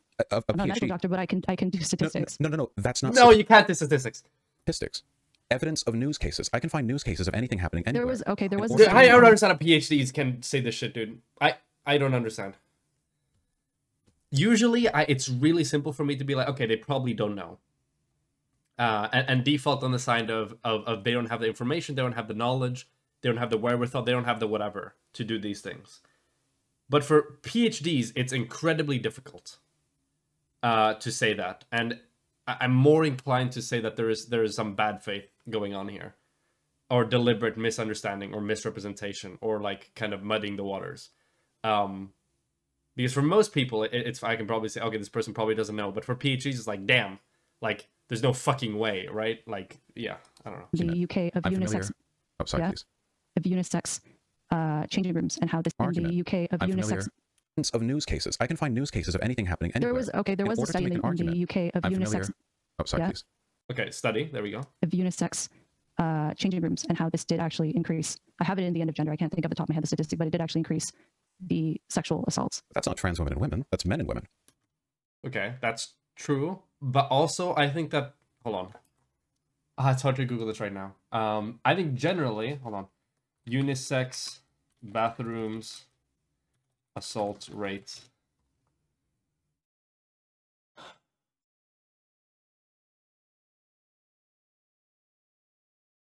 Okay, here's the UK one she's talking about. Oh, God, it's all trans stuff. From my understanding, unisex stuff in general doesn't seem to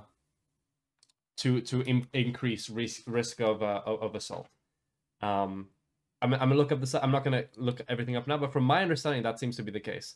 Here's what she's citing. So we'll see what Vaush says here. But Vaush has correctly pointed out that we're not talking about unisex at the moment. We're talking about trans women and cis women, not men and women, right? But I also, from what I remember, the unisex thing doesn't seem to be like that overall. Overall, I think unisex bathrooms do really well. But I'm going to double check that after this stream. But yeah. But the self-identification aspect opens the door. No, I'm not saying it's trans women who are doing this. I'm saying, but it's opening up the door to the possibility. And I'm totally there with you. I think we do need to have the evidence, right? There should be proper studies done. But how will those studies be done in this climate? Do you think that it would be even possible? Easily. Do you know how outraged people will be that you would even consider that gender self-identification may potentially lead to these outcomes? It's not controversial to study these things in the sociological fields. There's often been a claim from, not to draw a comparison, race realists, people of the position that different races are of different inherent levels of intelligence, that the reason the scientists won't publish the studies, of course they do publish the studies, but this is the narrative, they won't publish the studies is because there's some sort of internal pressure against, like they can't do it. It's the PR is too bad. They won't be allowed to. In reality, sociologists do whatever the hell they want. It would be actually quite trivial to see whether or not instances of documented sexual assault increase significantly after the change of a policy. You could do it without even really tackling the trans. You wouldn't even have to introduce any discrete categories, only reports. But as of the moment, we're in a situation now where trans women, we know they're far more likely to be abused if they're placed in men's spaces. We don't know that there's an increase in harm predicated on them being put in women's spaces. And given that environment, to me, the idea that, we should just ignore the evidence, ignore the science, and go like, oh, well, keep trans women in men's spaces, it's just lunacy to me. Why? What about offenders who identify as male up until the point where they are arrested? Once they go into custody, they identify as female. So these are, say, sexual offenders who have raped women, who identify as female. They're going to be housed in a women's prison. And then we do see that some of these male-born rapists who are housed in women's prisons because they identify as female. This is just wrong from Vaush. There's absolutely a suppression in academia. I would love to see some evidence of this.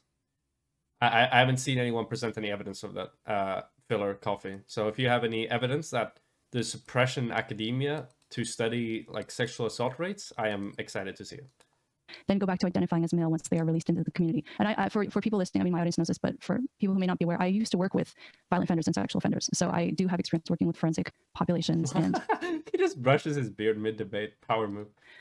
This is where my concern is coming from, because I know that these people are very antisocial and they will do whatever they have to do to get access to more victims. So does that lead to a pause in your mind in terms of I agree with you, and I am concerned about trans women being housed in men's prisons and being at a greater risk of being violated. But I, at the same time, don't think it should be, okay, well, then we'll just, anyone who wants to go into the women's prisons or into women's spaces should be allowed to, without question. I think it's an interesting hypothetical, but one which at the moment doesn't bear much statistical relevance. It's sort of like the, what about someone faking going into the restrooms or what have you? Though obviously this is a bit more significant because instead you'd be housed. And once again, we can draw another good parallel. People said that, like, oh, if trans women are going to be allowed to go into women's prison, women's bathrooms, then you're going to have a bunch of people that are like, oh, I'm a woman now, I'm going to go into the women's bathroom and do assaults and stuff there. But you don't see that happening. So that's like a parallel. Of course, it's not quite the same because somebody that's been arrested for a crime has already committed a crime. But like Vaush pointed out, if there's no data either way, so the best thing we can do is point to things that are kind of similar, and bathrooms is kind of similar to this. So you can kind of draw that as like, okay, we don't have any evidence of this directly, but we have this, which kind of studies a bit the same thing. So it can give us a bit of an inclination, right? How do you even find evidence? Nice. That's an excellent way to say you don't have any evidence. This is all backroom talk. I've worked in academia and heard people talking about not wanting to do. So you have no evidence. That's basically what you're saying. Again, this is just wrong from Vaush's side. Do you have evidence of him being wrong? How would you even find evidence for something like this? Like, this is what you guys do every time. Yeah, I don't know what to tell you. You just claim something, but then you present no evidence for it. If you work in academia, you should fucking know that you can't do this shit. But yeah, I don't know what to tell you. Prison for some time. The question is, to what extent would a person be willing to do such a thing? People have pretty strong attachments to their gender identity, and as a man, I can't imagine I'd be very comfortable in a women's prison. I mean, if you could cartoonify the whole thing. It's more posh, though. It is, but it's also, it's not as though prisons for either sex are particularly accommodating. This is a hypothetical concern, which I think warrants real discussion. I do think there's a legitimate possibility of predation based on these preconceptions, but I have to go where the evidence follows, or where the evidence leads me, I suppose I have to follow. And at the moment, the greatest concern that we have actual evidentiary claims for is with regards to the safety of trans women. And if it does turn out there ends up being some significant issue of these like fake, like rapes going up because of people fake identifying or whatever, then I think it would warrant examination. I imagine the easiest solution would just be to impose the same standards that people do for medical transition, which is that you have to live as your gender for a given length of time before they'll allow for stuff like bottom surgery. Meaning that if you're a rapist and you've been living as a woman for several years before being arrested, that seems like a fairly compelling bit of evidence right there that you might actually be a woman, unless you were anticipating being arrested and being sent to jail, years later after your court date finally comes up. Whereas if you just say like right on the spot, actually I'm a woman, maybe they would disregard that. I'd be interested to see how it plays out. And your point about how sociological research could be done on this, I would say, okay, maybe in some disciplines in which there's an expectation. So it would kind of just be like a court thing, right? No? Like this person made like a reasonable, diligent effort in transitioning. And assuming that they've done that, then they're going to be put in the correct prison. Like this is something that can be worked out in like a legal process. You already have kind of legal parameters for this that we can work with for stuff like this. Once again, I don't know what the perfect solution to this is, but there are a wide range of different directions you could go. They will find with their findings, because I know this was another point that you brought up in the video you did. I do not think in this climate, there may be exceptions, but it is extremely difficult for objective researchers and scientists to even pursue questions that go against activism. It's next to impossible. I don't think that. What is that based on? Well, I have a decent number of academic friends, and I'm only a bachelor's myself, which is hardly an academic, so I can't speak from personal experience. But oftentimes there's this weird conflation where it's like the researchers are beholden to the activists, but then somehow the activists are in agreement with almost every major medical institution in the United States. So it's actually the researchers who are the activists, in which case you think they wouldn't be beholden to anyone because they're acting ideologically in line with the group you'd expect. I don't want to cut you off. Is it possible that these organizations have also been influenced by the activists? Influenced, sure, but to the extent that it's compromised the validity of their research, no, I think that's conspiratorial. It's a long-standing conspiracy among homophobes that the only reason the APA removed homosexuality from the DSM was because of activist pressure, and that in reality they all knew being gay is a mental illness, and they only took it off because of political pressure. In the absence of evidence, I can't say so. I think that the research on trans people, the sort of prevailing attitude, is consistent across disciplines for a reason, and it's because most of this stuff is borderline common sense. I don't think the activists hold much sway in what can or can't be researched. What would you say to someone who's lost their job as a result of activists harassing them and putting pressure on their institution to fire the person? You need to look at specific examples for this, because a lot of people will say like, oh, this person was canceled just because he was controversial. And then you look into it, it's like, okay, hold on, this person said some fucking crazy shit or published some crazy shit or did this academic malpractice thing. So Debrah just being like, okay, well, what about somebody who got canceled by activists? Undefined. Like, you need to go case by case on this specific thing, right? I think that, for example, like the double helix thing, the guy that played a part in like discovering the double helix said some crazy anti-scientific shit, and I think there was some, I don't remember if there was something else, like some academic malpractice thing for him as well, if there was something else, and then he lost certain positions or certain like awards or accommodations for that. He didn't lose that because the activists are so crazy. He lost it because he did bad things. Like he was anti-scientific. He broke like, you know, codes of how, you know, academia and stuff function. And he lied about things that he had no business, like, you know, what's it called, speaking on, because he didn't have any expertise or research on it. But he kind of leveraged his credibility that he got through certain institutions and stuff to speak on things that he had no idea about. So yeah, once again, you would need specific examples to be able to like go through this, but yeah. Libs of TikTok is doing plenty of that work right now. So if it was a victim of their thing, I would say I'm sorry for the harassment you've gotten. Well, okay, but let's not make it an even across the board thing, right? What would, it's serious. If someone loses their job because they're pursuing research that they are genuine, it's not hateful. They're just genuinely interested in wanting to know what the truth is, and they lose their job because they ask the question. Is that fair? As a socialist, there are plenty of people in my ideological tradition who have legitimately lost their jobs due to the questions they felt worth asking.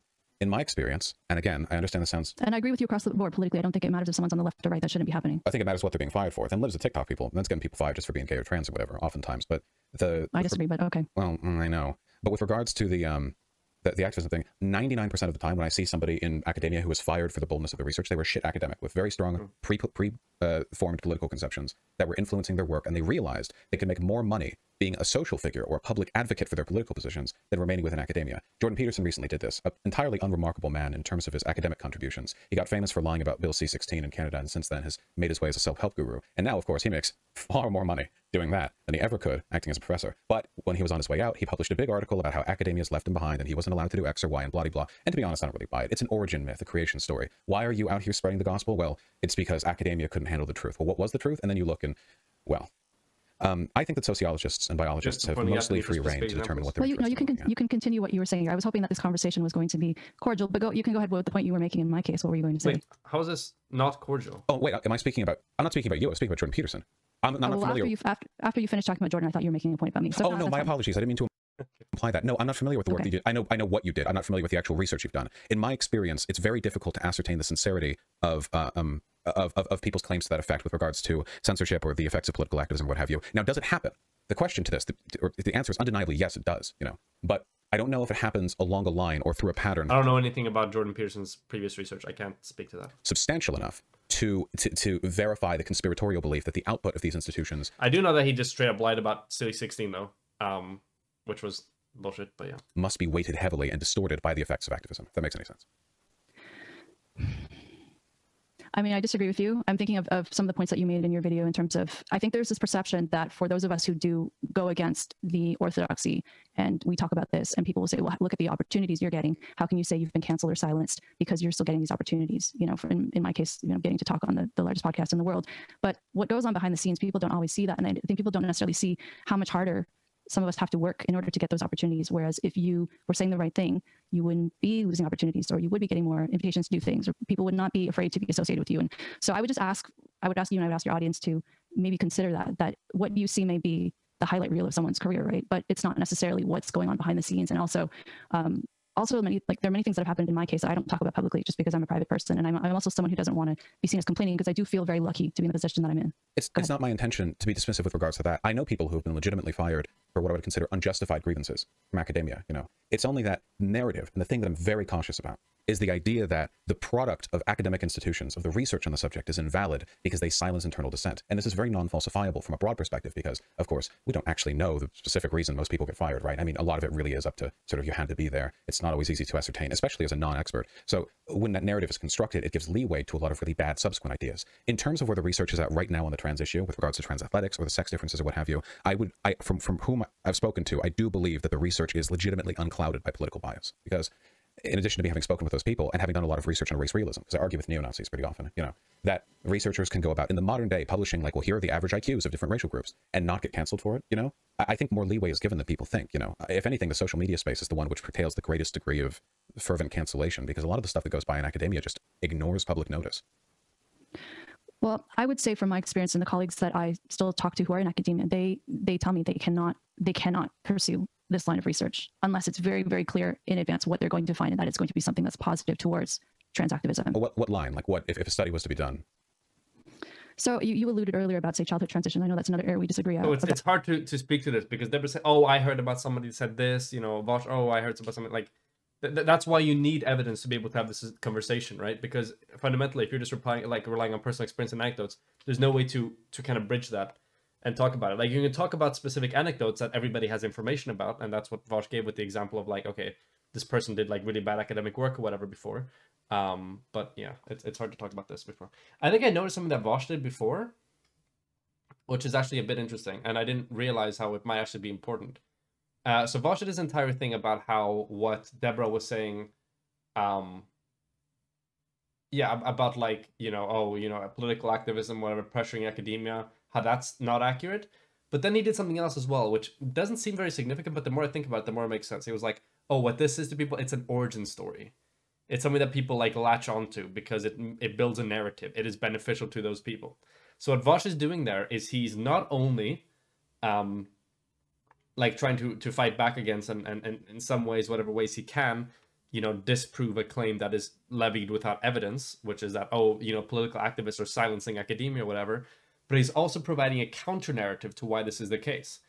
And I think this is a bit stronger because even if Debrah is presenting something without evidence and just speculation, and Vaush is, debunking that, then at the end of the day, he's still always on the defensive there. But if he's defending that and then levying what is probably like an equally unverifiable, accusation for why this is really happening or whatever, that people are doing this because it's an origin story, then he's kind of doing the same thing. So he's also balancing out the attack offense versus defense angle of the debate, which is interesting. I'm not sure if that's a super important thing, but it's something that I noticed. How he's not only like pushing back against what Debrah's saying, but he's kind of countering with his own kind of bit of offense there, like his theory there. Whereas if I were to have this debate, I probably wouldn't have done that at all, and I would have just stuck to defending. But yeah.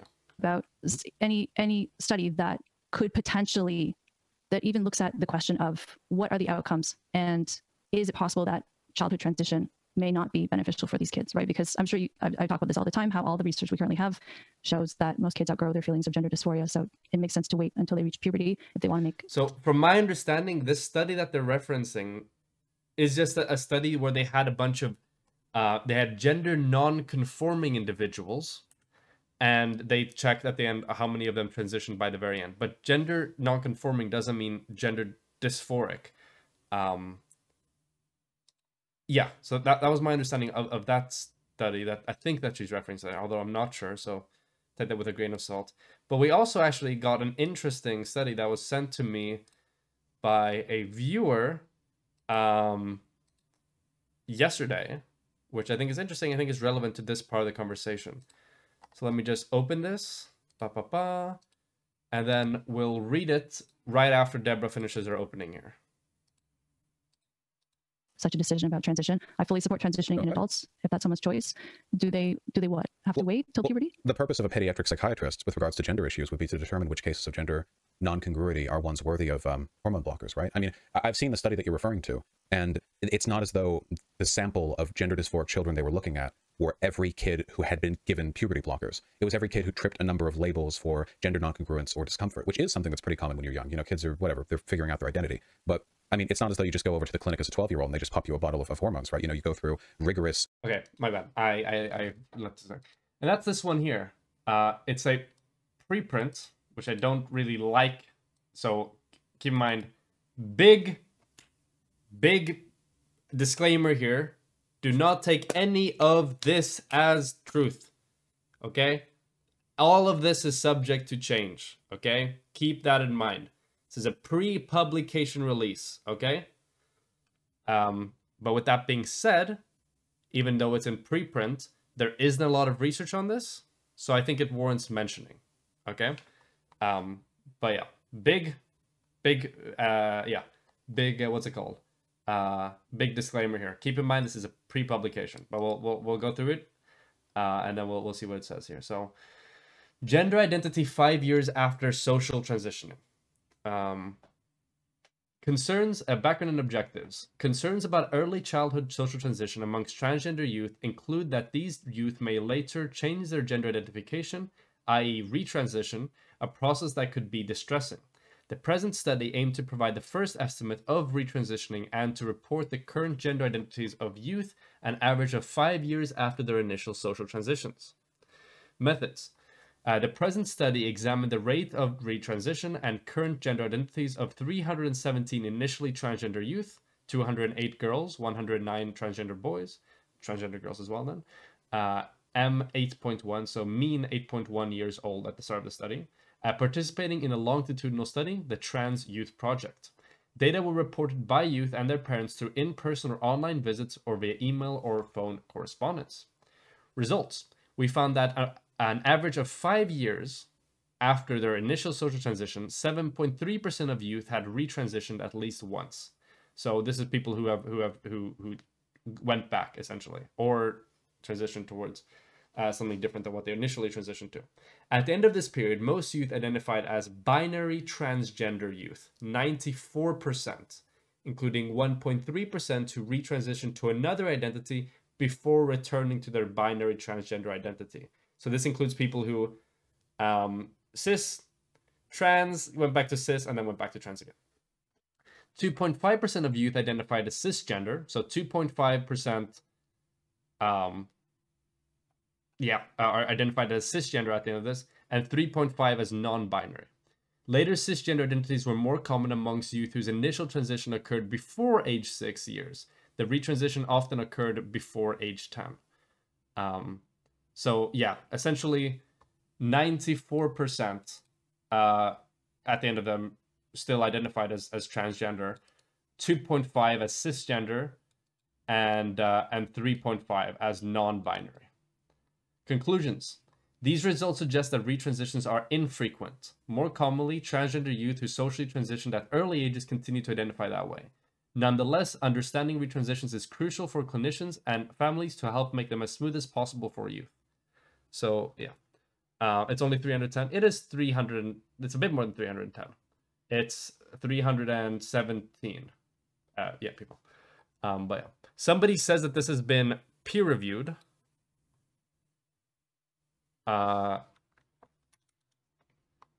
Which I want to check first.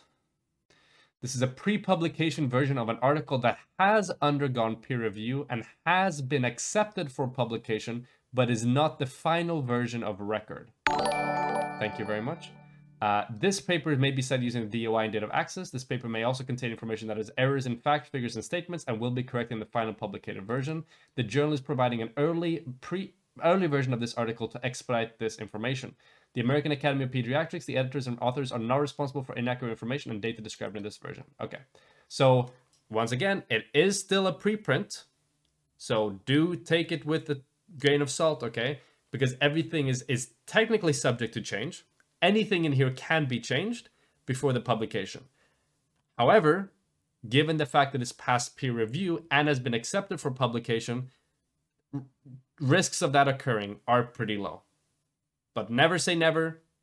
Just keep that in mind. I'll be issuing an update when if this gets published and if there are any changes once that happens. But yeah.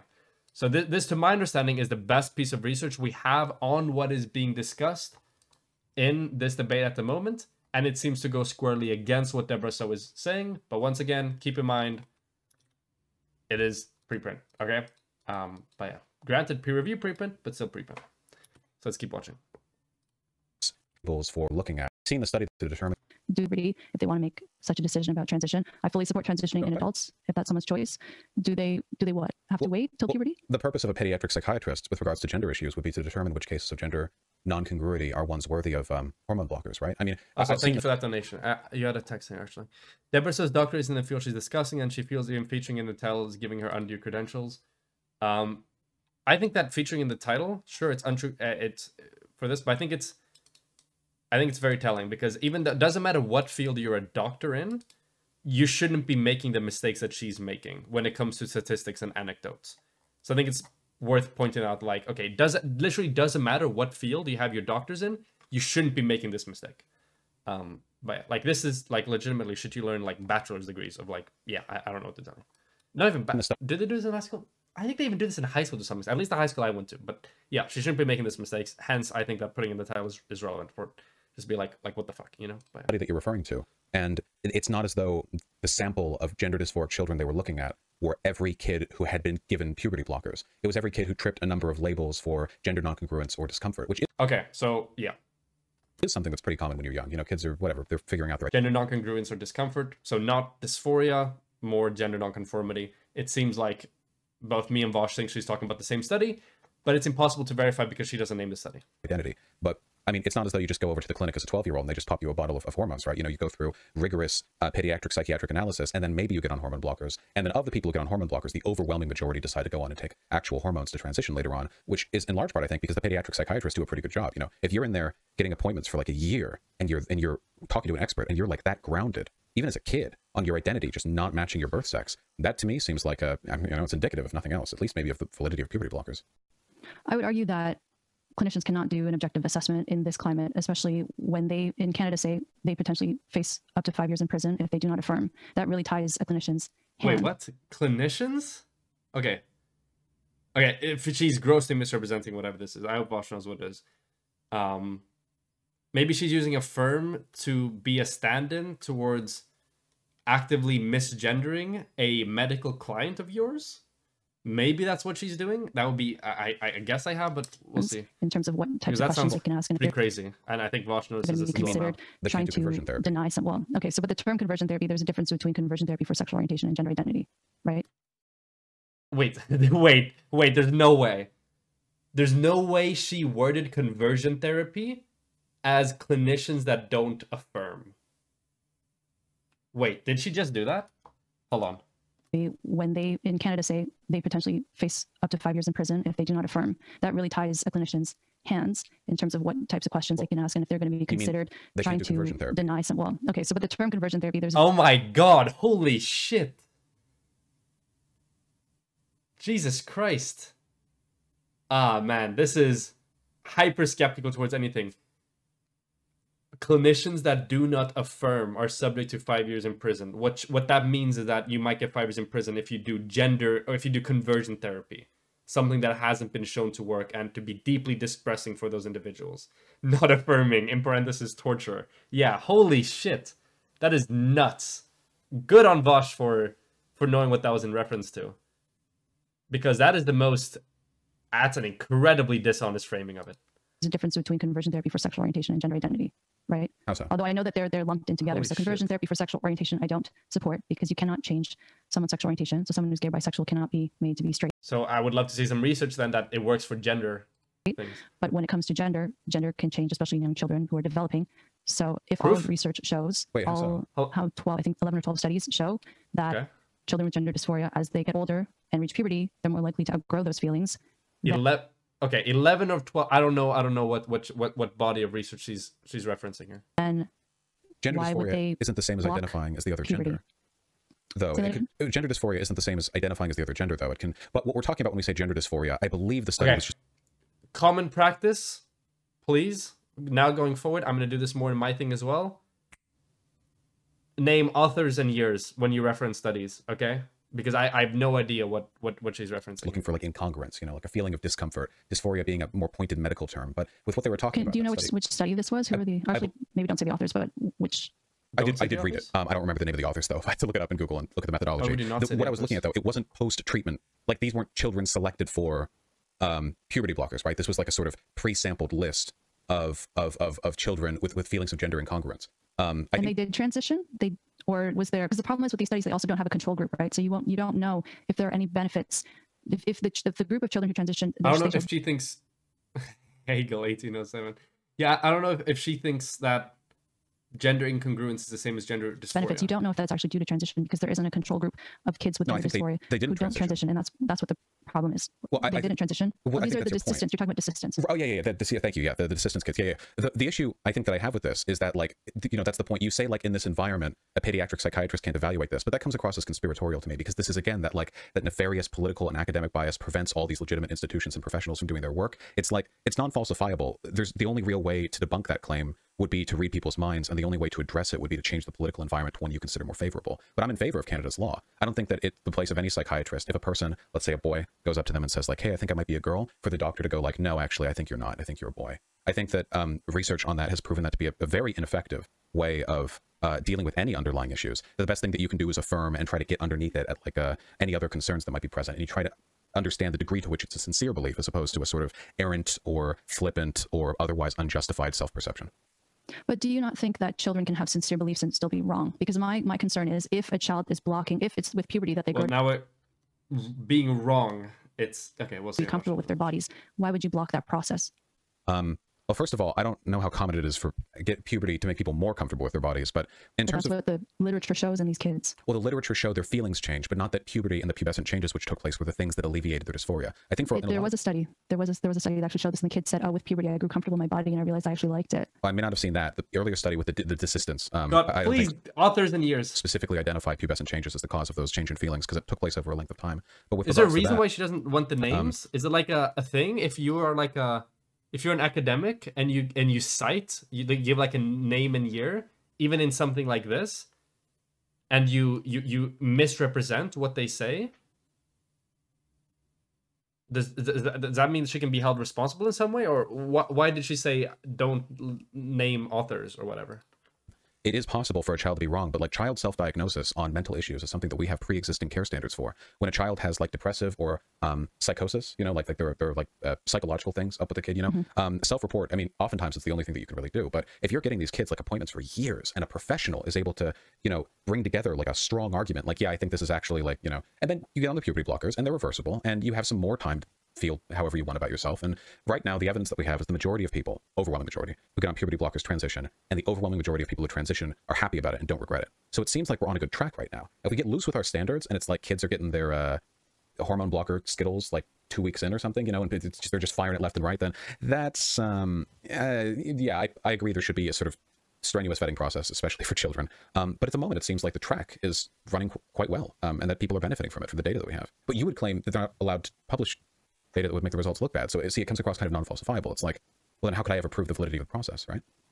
I can see that point. I think my perspective is different because, and I have to say, for many of the topics that we've been debating, I very much held your belief previously, you know, and that's part of what made me want to write my book, because I thought I totally understand where people are coming from. And I'm definitely very sympathetic to these issues. Like for me, especially, I thought, well, if it makes sense for a child, if they have gender dysphoria, why wouldn't you want to prevent them from having to undergo this process that's going to create them more distress? But then after I read these studies and I worked in the field, not with children, but just in sex research and doing research on gender and sexual orientation more broadly, realized that, oh, there's a side to this that is not being talked about publicly, or it's being shunned. And so I support transition in pubescent kids. If they do reach puberty and they're uncomfortable still and that gender dysphoria persists, then I think that's their business, that's their family's business. And I don't think... Yeah, also, like you mentioned, Carl, a control group. So we were talking about a study where you look at gender dysphoric kids and you see how many of them go forth and transition, how many people like grow out of it, quote unquote. What would be the purpose of a control group on this? Like, what would that even look like, right? Because you have what you're studying is you're studying gender dysphoric kids. Some of them who transition, some of them who grow out of it or whatever. What would the control group serve? What purpose would a control group serve there? I'm not sure. Like, how many in a control group who are not diagnosed with gender dysphoria end up later transitioning, which I don't know how you would tie that back. I don't even think a control group would be relevant to this type of study you were talking about there specifically, but yeah.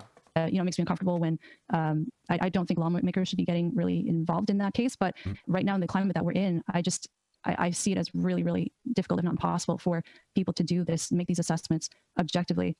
With regard to, I don't want to stay on this topic, we're already over time, so My apologies. no, that's okay. But I, with regard to you saying that blockers are, I think you said they're reversible. There has been research. 2 caveats to my knowledge. Okay. Do you want to say what the caveats are? Oh, sure. One is valid, one isn't. Bone density. I know that there can be a variance in bone density after puberty blockers, that starting on them later. Apparently getting on the puberty blockers earlier actually lowers the reduction of bone density, which is counterintuitive, but there's a whole graph that I remember seeing on it. There could be some degree of variance. The other is of IQ, but that I think is a research error, because the IQ variances that we have for the effects of puberty blockers were done on children who had prepubescent puberty. I've never heard puberty blockers affecting IQ. onset puberty, which was Right. research done. Precocious puberty. Precocious, thank you. Yeah, 80s and 90s, right? And what they found was that because they were going through precocious puberty, they were experiencing a sudden jump in brain development earlier than a lot of kids of their age, which led to them doing better on IQ scores for their age. When they got on the treatments that mitigated the early, puberty development, because that process slowed, their IQ leveled out as the IQ tests grew more difficult as they grew older, and they returned to the mean before eventually resuming. So it's not that their IQ dropped; it's that their abnormally fast increase abated as a product of the. But those are the two that I'm aware of. It's bone density and IQ, but the IQ thing I don't think is a concern.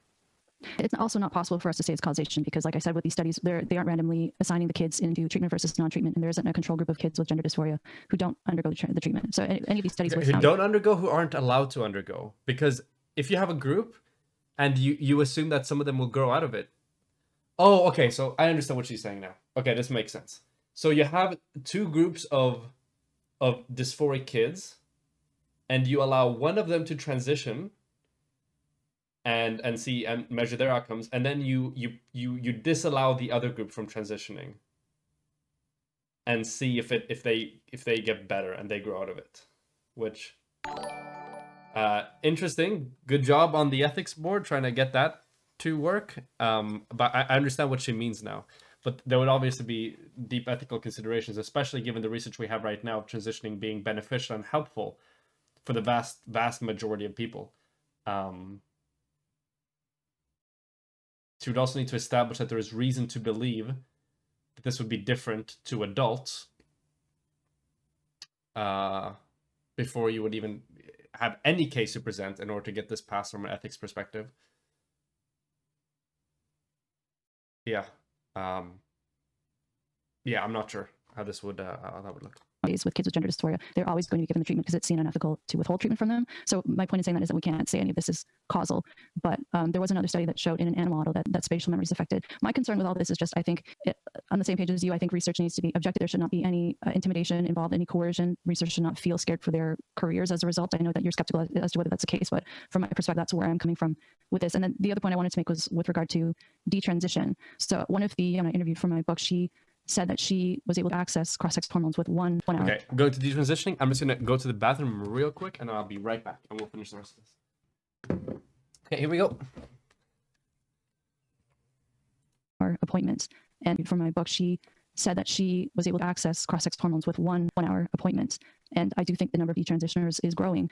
My sense is you would agree with that. Well, I think the number is going to grow because the number of trans people is going to grow for sure. That had to be an adult, right? There's no way 1 hour appointment for like a kid. That would have had to be an adult, correct? I can't remember her age. I think it's in my book. I think she was, I don't know if I want to say, let me. If they wrote a book, they're probably not a kid, right? Hold on.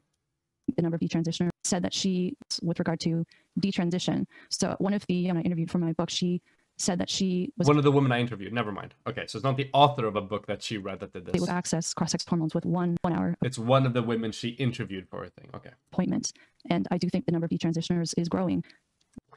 Miss Donut. Wait, who did I miss? I'll check it out afterwards. My bad. I'll get to it right after I finish this. My sense is you would agree with that. Well, I think the number is going to grow because the number of trans people is going to grow for sure. In absolute numbers, I don't know if it's going to grow in per capita. Be an adult, right? There's no way 1 hour appointment for like a kid. That would have had to be an adult, correct? I can't remember her age. I think it's in my book. I think she was, I don't know if I want to say. Let me. You don't have to specify. I'm just curious because I know at least here in the U.S. the protocol is very strict in a lot of respects for like the referring of this to the. I know they can do it in 16 in the UK because that's their age majority.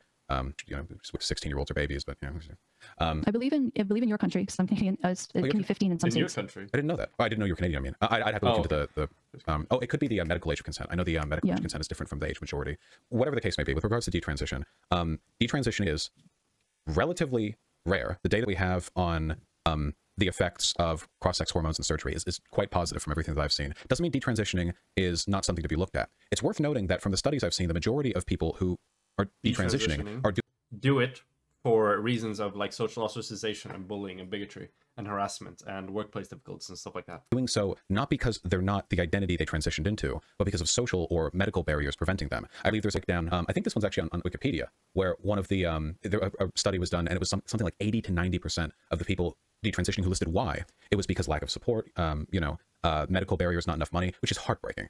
That being said, there are going to be people who, I guess we would call it like a proper detransition. Like, you know, they're like, oh wait, no, never mind. Medical barriers is something I should incorporate whenever I talk about that as well. I think it's important. Fully back. And I think those people should be afforded the exact same degree of medical and social care and support as I would for trans people, or as anyone else should for trans people. Because that's got to be incredibly difficult too. You know, it is a very strenuous process, at least for young people at the moment, to transition. I think that it's a decision that should not be made lightly, but invariably with anything like this, there are going to be people calling takesies backsies. And I think that, you know, that's unfortunate. It's also inevitable, and we should do everything we can to make those people's lives good, the detransitioners. And I agree with you that if someone is detransitioning because they can't access care, or if it's because of stigma, I don't think that's good. And I think that we should be more compassionate and supportive in that case. But if you look at the research that has been published on detransitioners, many of them will say it's because they had internalized homophobia. So many of them say for the individuals born female are lesbian. They're not comfortable with the fact that they're attracted to women. So they just make it common practice to give names for studies. To transition to male because they felt that'd be more socially acceptable to be a man who is sexually interested in women, or it's because of sexual trauma. So as again, women having experienced sexual abuse or sexual assault and not feeling comfortable with their bodies or being dissociated from their bodies and wanting to escape that. Is this that Abigail Schreier thing? What was that one book? Abigail Schreier's book? Was it Schreier? Well, I don't want to speak for Abigail. I do talk about this research in my book as well. It's Lisa Lippman's research. Oh, and it shows this is rapid onset gender dysphoria. Okay. See, now she gives a name, and now we know exactly what she's talking about and why it's dumb. That there are, in terms of rapid onset gender dysphoria, the reasons why young women are so quickly gravitating to this label of wanting to be transgender or non-binary and living as men only to change their mind. Vaush knows this, Lippman. Come on. Once there comes, I think, a greater understanding or self-acceptance of whatever the underlying reason for them wanting to take on that identity was, which is not to say that trans men don't exist or that trans people don't exist, of course. And I'm also, I try to be very mindful and responsible when I talk about this, because I do recognize that there are some people who will say, well, because some people change their mind and detransition, then why should we let anybody transition at all? But I don't agree with that. I do think it's important, though, to talk about what's happening right now with this, in terms of this population, because they are making some decisions that may not ultimately be good for them. It's tearing families apart. The parents, this is another area that you might be skeptical of, but I hear from so many parents who are saying they can't talk to their kids. Their kids are essentially, you know, being protected by the state. They don't have any say in terms of their care. And for a parent, I mean, that's terrifying, I'm sure. I totally get that. I do want to say, though, with regards to a counterpoint, is that Lippman's research is utterly without integrity and shouldn't be trusted. The term rapid onset gender dysphoria came from a study where Lippman did a question survey of moms who frequented websites oriented around parents of trans children who didn't like the fact that their children were trans. A psychiatric evaluation into a group being done by polling their disapproving parents is like the bad joke version of how you would do a sociological study. I think that the fact that that study got published, and worse, peer-reviewed, is like actually a bigger strike against the legitimacy of academia than anything else I've ever heard, including that. Well, no, I think it should still have been published. Because the issue is that many conservatives who read it don't understand what it really says. Because if you read through it, then you understand what it's actually saying and what proof it uses to arrive at that. But I'm going to see the exact wording that it uses. Hold on. Lisa Lippman, rapid onset gender dysphoria. Hold on. Yeah, so this is how they changed the name, right? So this is perfectly fine if this is published, right? Parents' reports of adolescents and young adults perceived to show signs of rapid onset gender dysphoria. Fine. Perfectly fine. It's perfectly okay for this to be published, given that it's titled like this. This is perfectly fine. Now, if this were to be titled, you know, proof that rapid onset gender dysphoria exists, or whatever the fuck, you know, something like that, then it wouldn't have been okay. But as long as it accurately represents what is found, then it's fine. So, descriptive exploratory study of parent reports provides detailed information that allows for the generation of hypotheses about factors that may contribute to the. So I think this is fine because the wording of this is accurate to the finding of to what it's actually exploring here. So I think that's fine. I think originally it was titled, and a lot of the wording was a lot more conclusive than what the actual like rigor, what the rigor of the methodology could actually support, and that was wrong. But since then they've gone back, they've modified it, and it's fine if that is published right now, given that right now it's been the wording of the study actually accurately describes what the study actually does. So yeah. I disagree. It's designed to convey a political point, not scientific information. So hold on, but if you want to make a study on parent reports of adolescent and young adults perceived to show signs of rapid, that's fine. You should be allowed to do this. I think this is fine. As long as you should be able to study whatever you want, as long as you're not claiming to have knowledge about something which you don't, or as long as you're not making statements that your research doesn't support. Which, to my understanding, this has been modified sufficiently to the point where it doesn't do that anymore. But yeah. All right, let's keep watching. That James Lindsay, let's publish those so-and-so fake sociological articles to prove how bad the discipline is. Oh, God. The study's asking transphobic parents. Yeah, sure, it is asking transphobic parents. But I think it even says so. Hold on.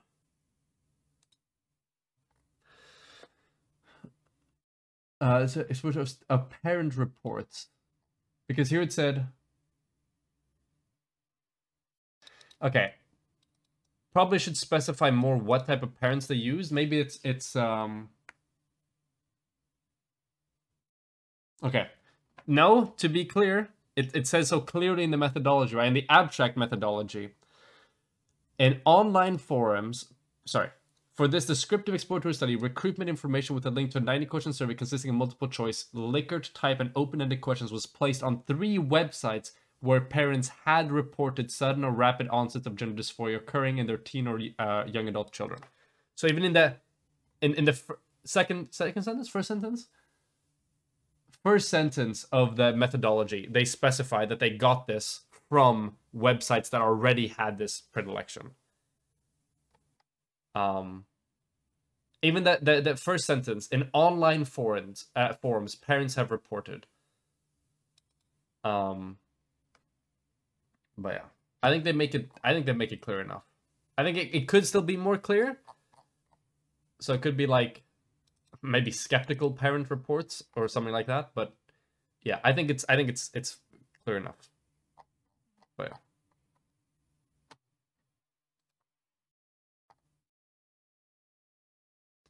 How is it different from the self-reported number? Okay, so hold on. This wasn't the one I mentioned before. The reason why it's different is that this study doesn't... Okay, so originally the other study claimed to have proven something that it doesn't. All this is merely saying is that, hey, after keeping contact with these trans youths, this is how they identify at the end of it. Unless you have reason to believe that these trans kids are lying about their own identification for this study, then it's entirely different. Because the entire issue with this one is that you're sampling a highly biased group. You're sampling a group that has already bought into your narrative. It's not with trans youths. Hold on. Data were reported by youth and their parents. So nice meme, binary buddy. Read more carefully next time. But yeah, good try though. I appreciate the attempted gesture at imagined hypocrisy. But perhaps if you had your reading glasses on, you'd have realized that was a bad attempt. But that's okay. So let's keep going. The idea that, for the record, I thought James's investigation was brilliant, but we disagree on that. And I think about Lisa's work as well. But I think he's a loon and he's been running for me, but I'll get him one of these days. With regards to the Lippmann stuff, this isn't a study even worth considering.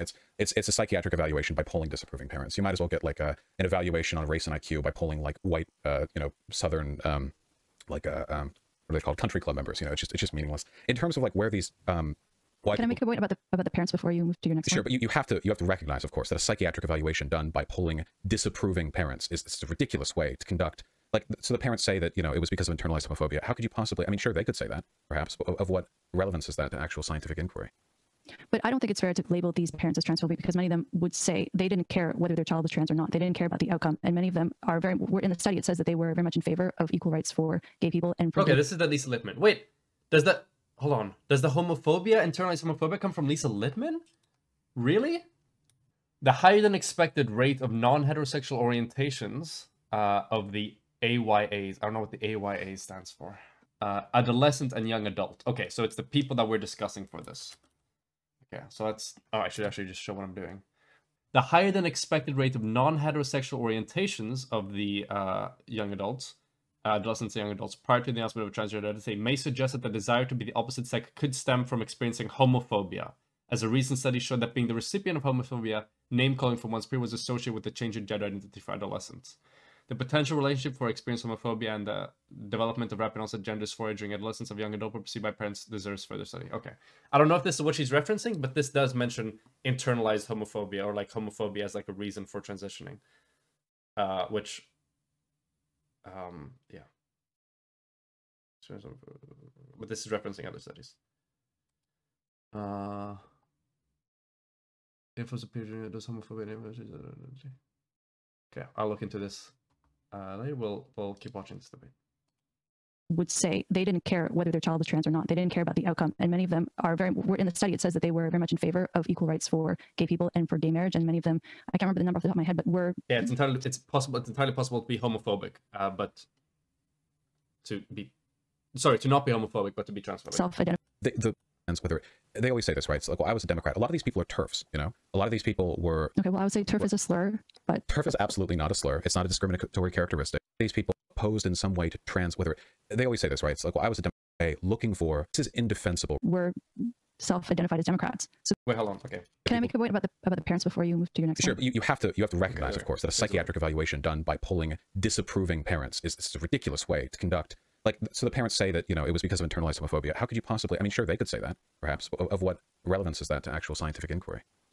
But I don't think it's fair to label these parents as transphobic, because many of them would say they didn't care whether their child was trans or not. They didn't care about the outcome. And many of them were in the study, it says that they were very much in favor of equal rights. Yeah, so you can be not homophobic and be transphobic at the same time. Like, this is not... There's no contradiction. For gay people and for gay marriage. And many of them, I can't remember the number off the top of my head, but were self-identified as Democrats. So these are... You can be a Democrat and be transphobic. Parents who are anti-trans. This is indefensible research.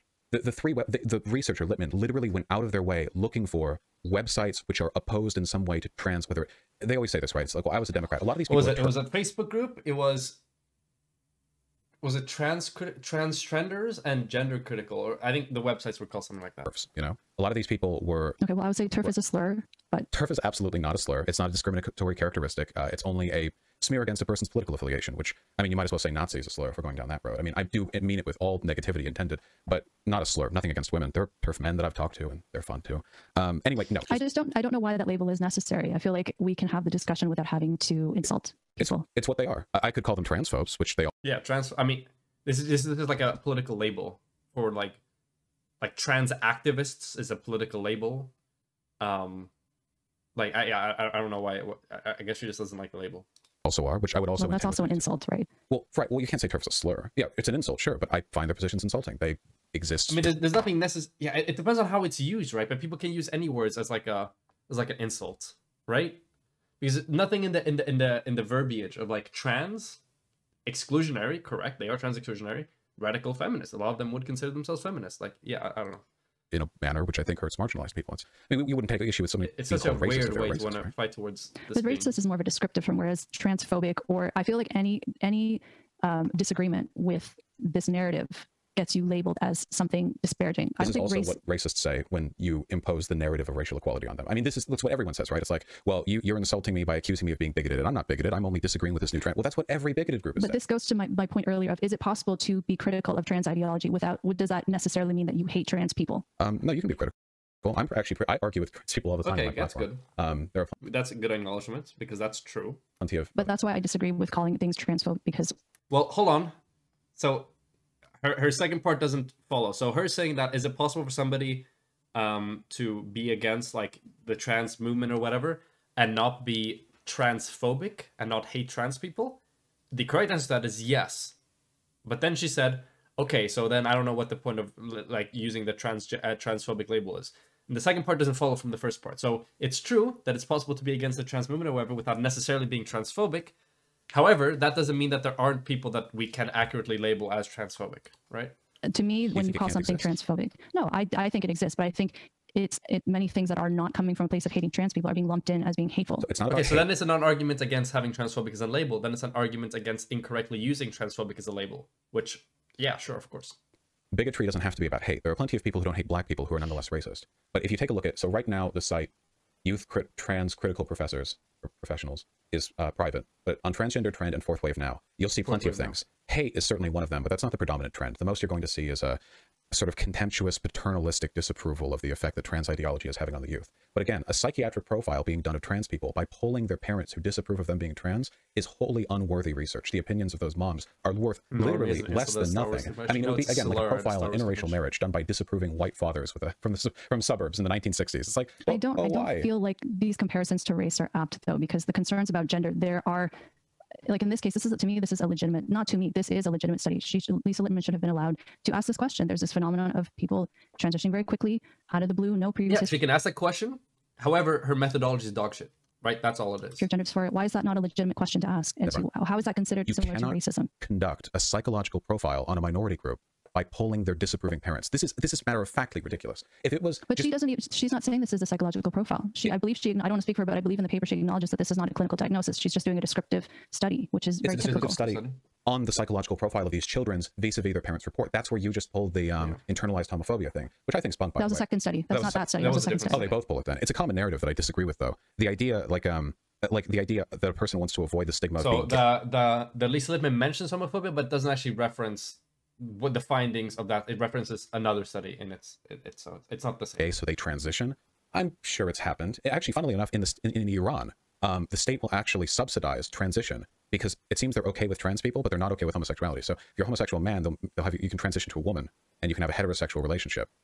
It's not exactly ideal, but it's just an interesting tidbit that would sort of play out in that way. So, but what would make our culture different? What would make North America different? We stigmatize trans people more than we do gay people. In a great many ways. Do you think in this moment that's still true, though? Yeah, of course. Yeah, absolutely. Also, it's way easier to be gay than to be trans. I'm gay. I'm not trans. Being gay is as easy as which bars you get. It's not even that. I'm being facetious, but you can, the gay lifestyle, if anyone wants to call it that, that's easy peasy. You can drop in and out. Transitioning, oh my God, it's expensive and time consuming, and you lose a bunch of your friends if they're not on board. The idea that people would do this flippantly, don't get me wrong, it happens. I'm sure. Take a large enough group of people, and eventually somebody's going to do something like that. But is there like a statistical concern of people doing it flippantly to avoid the internalized feelings of shame they have over their homosexuality? From what I've seen, that doesn't seem to be the case. It seems, at the very least, counterintuitive to me. I mean, you would acknowledge that being trans is a lot harder than being gay, wouldn't you? I think it is definitely much more of a, in terms of the process of transition, yes. I'm someone who grew up in the gay community. I'm straight, but I have had so many of my friends say to me that if they were growing up now, they think they would have transitioned to female as gay men. Well, I mean, a lot of people, J.K. Rowling said that. I feel like a lot of people project their personal biases onto that until it bears out in existing research. I suppose we'll have to see. I mean, some of the people. But it is in the detransition in that study that I said these girls are transitioning because they're not comfortable with being lesbian. They say that. I would need to take a look at that study then. That one specifically I haven't seen, but I'd be interested. I'll send it to you. Okay, I'd be delighted. Thank you. Barring my evaluation of that particular study, whatever data we do have, and again, I can't speak to the idea that some data is not being published or investigated thoroughly enough because it might procure bad results. But from the data we have, detransition isn't common, and when it happens, it's usually because of social stigma or medical barriers. At the end of the day, oh yeah. Okay, that's true. I remember hearing that. I watched a random Vaush segment, and this was actually brought up. Now you mention it. She didn't mention the name, and she never sent it. We're talking about, which isn't proof that it doesn't exist, but it's just like, come on, existence of detransitioning people. We're just going to have to accept that their existence is an inevitable complement to the existence of people who medically transition. There's no way to have a medical procedure undertaken by so many people without some people looking to undo it in some fashion. And that doesn't mean that we shouldn't take an effort to minimize the number of people who unduly transition or to be supportive of detransitioners. It only means that I wish that their experiences wouldn't be sort of weaponized in a campaign to raise concerns over the extent to which we gatekeep people right now from transitioning. Most people agree, at least in the trans community, the gatekeeping as it stands is too significant. So it seems like, if anything, we need to go in the opposite direction. I agree that I don't think the issue of detransitioning should be weaponized against trans people. I don't agree with that. But I think it goes back to the point I made earlier about clinicians feeling like they can't do their jobs properly. But I want to just let you have a chance to say, is there anything that you wanted to bring up? Because I know that we're over on time right now. Yeah, I'm sorry about that. Oh goodness, well, we are. Time flies when you're having fun. Well, I took a snipe at James Lindsay earlier, of course, which, hardly my first. I saw some James Lindsay, is that gonna be the last topic? God damn it, dude. Of all the things to argue.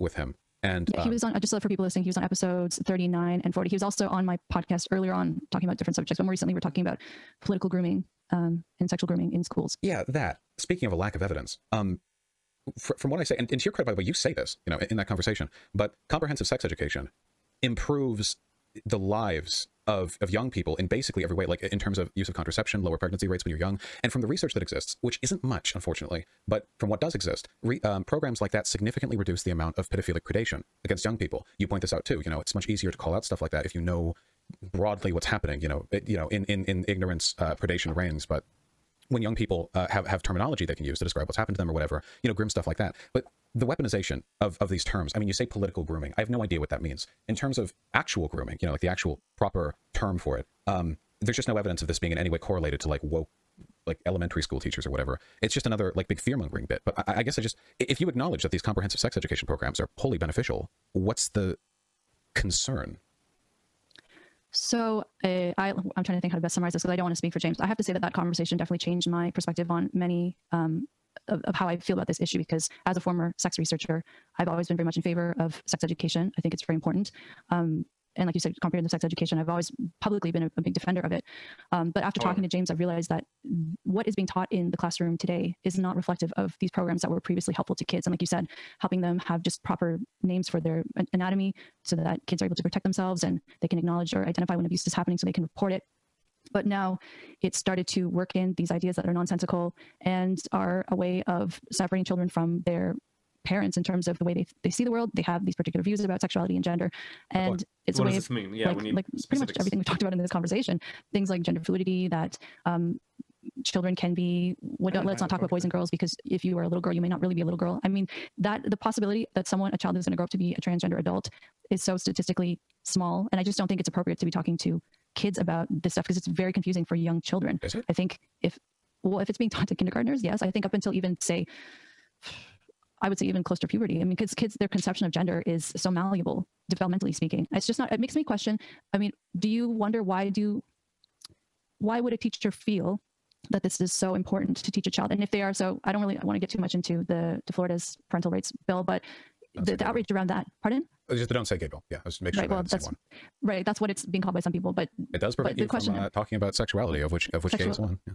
Right, but no, but it's about teachers teaching this in their curriculum for kids. Not just instruction, also discussion. Preamble. Kindergarten to grade 3, and for hold on. Precluding parents from those discussions. No, okay, so not just kindergarten to grade 3, kindergarten to grade 3 as a minimum, and then also ages that are not developmentally appropriate, which there are no standards for that at the moment set in. So we have no idea what that means, which means that you would probably going to need to see some lawsuit to sell that, which also means that no educational institution is going to want to be that first, educational institution to test the grounds of when is developmentally appropriate, especially in a state that doesn't even have standards for like sex education, when that needs to be taught. So yeah, that's the second part that they're missing. So they always miss the discussing part, and then also the developmentally appropriate part, for which there are no standards. So yeah. That's what the bill is. You can say gay. There's nothing about this thing. There's nothing about saying gay. You can say gay all you want. It's about specifically teaching kids these ideas. So why? And just for the record, like the reason why it's important to do these things, I'm gonna open my document because this is something I went over first in my video on Mr. Girl's transfer culture thing. The reason why it's important is because representation as a whole is an important thing. Just to know that, hey, these people exist, and if you might be LGBT, to know that, like, hey, people like me exist, and it's okay to be me, essentially. Teaching tolerance and stuff like that amongst, young people is super important. We do a similar thing with religion, how we need to be like, hey, by the way, this is what exists. These are the type of people that exist in the world, and it's good to be aware of them so that, when you confront them, it's not like, what the fuck is this? Or that your first engagement with them isn't some hyper random bigoted thing your uncle says about trans kids at like trans people at like a barbecue, whatever the fuck. Yeah, it's basically important to have representation and acceptance and tolerance for LGBT groups that starts in the formative years, because the later you go, the harder it's going to be to promote those types of things. And then the worse off LGBT people are going to be, who are going to be subject to the whims of that coming generation and those people as they're brought up. And the worse it's going to be for the LGBT cohort that's going to be part of that age group that is coming up. So that's why these things are important to talk about. just so people know about them, basically. Are these educators so upset that they can't do that? So why is that so important? Well, first of all, the Don't Say Gay bill is borderline unconstitutional. It's restriction of First Amendment educational rights. So I feel like this isn't really just like a woke left thing. Like there's a reason the entire Democratic Party. I've never heard that before. Party has condemned it as well. It's not particularly. It's not just. So first of all, it prohibits in curriculum, the instruction of anything pertaining to sexuality or gender, but there isn't a very strong legal definition for curriculum as opposed to just classroom discussion. And from the way the Libs of TikTok Twitter account and all of its subsidiaries are acting, it seems like just bringing up the existence of gay or trans people constitutes political grooming to a lot of these types. And then you have the fact that all. I just want to say for Libs of TikTok, because I know that you've mentioned them a couple times in this conversation, that I don't want to speak for them. I know. I don't want to speak for them because I don't know them and I don't know what their intentions are. So I think it's just fair to say that much, right? We don't know. We can't really attribute motive to them because we don't know. Well, no, they're a far-right political operative whose goal seems to be to paint a bunch of trans and gay and gender non-conforming people who work in education as groomers. In spite of the vast majority of the people they outline, of course, there's no actual evidence of any grooming taking place. It seems like a very cheap and cynical politicization of the word, personally. Yeah. They've also literally, like, been featured on, like, Tucker Carlson and stuff, right? And, that's not something that happens and you don't know about it. Like, somebody just tells you, like, 2 weeks later, oh, by the way, did you know you were on Tucker Carlson 2 weeks ago? I was like, oh, no way, that's crazy, right? That doesn't happen. Anyway, to speak to the broader point here, the issue that I have... But if you're teaching kids nonsensical ideas about gender and sexuality with the goal of making them woke... We need specifics. Is that not a form? It may not be sexual grooming, but is that not... To make them woke? There's no such thing as political grooming. Political perspectives inform our biases everywhere we go at all times, and they have been in education forever. There's no such thing as political grooming. I don't think it's been in education forever. I don't think all teachers have always been political and always imposing their politics on kids with the goal of turning those... Oh, God. Fuck. And this is the same thing comes up in all these discussions. People assume the status quo is free of influence and free of politics. It is not. The status quo is just as political as any type of other political ideology we talk about, whether we're talking about social stuff, economic stuff, whatever. Big brain, you've never heard this before, I bet, but everything is political, guys. And it sounds like, of course, like, no shit, but it's true, and people seem to have trouble understanding that.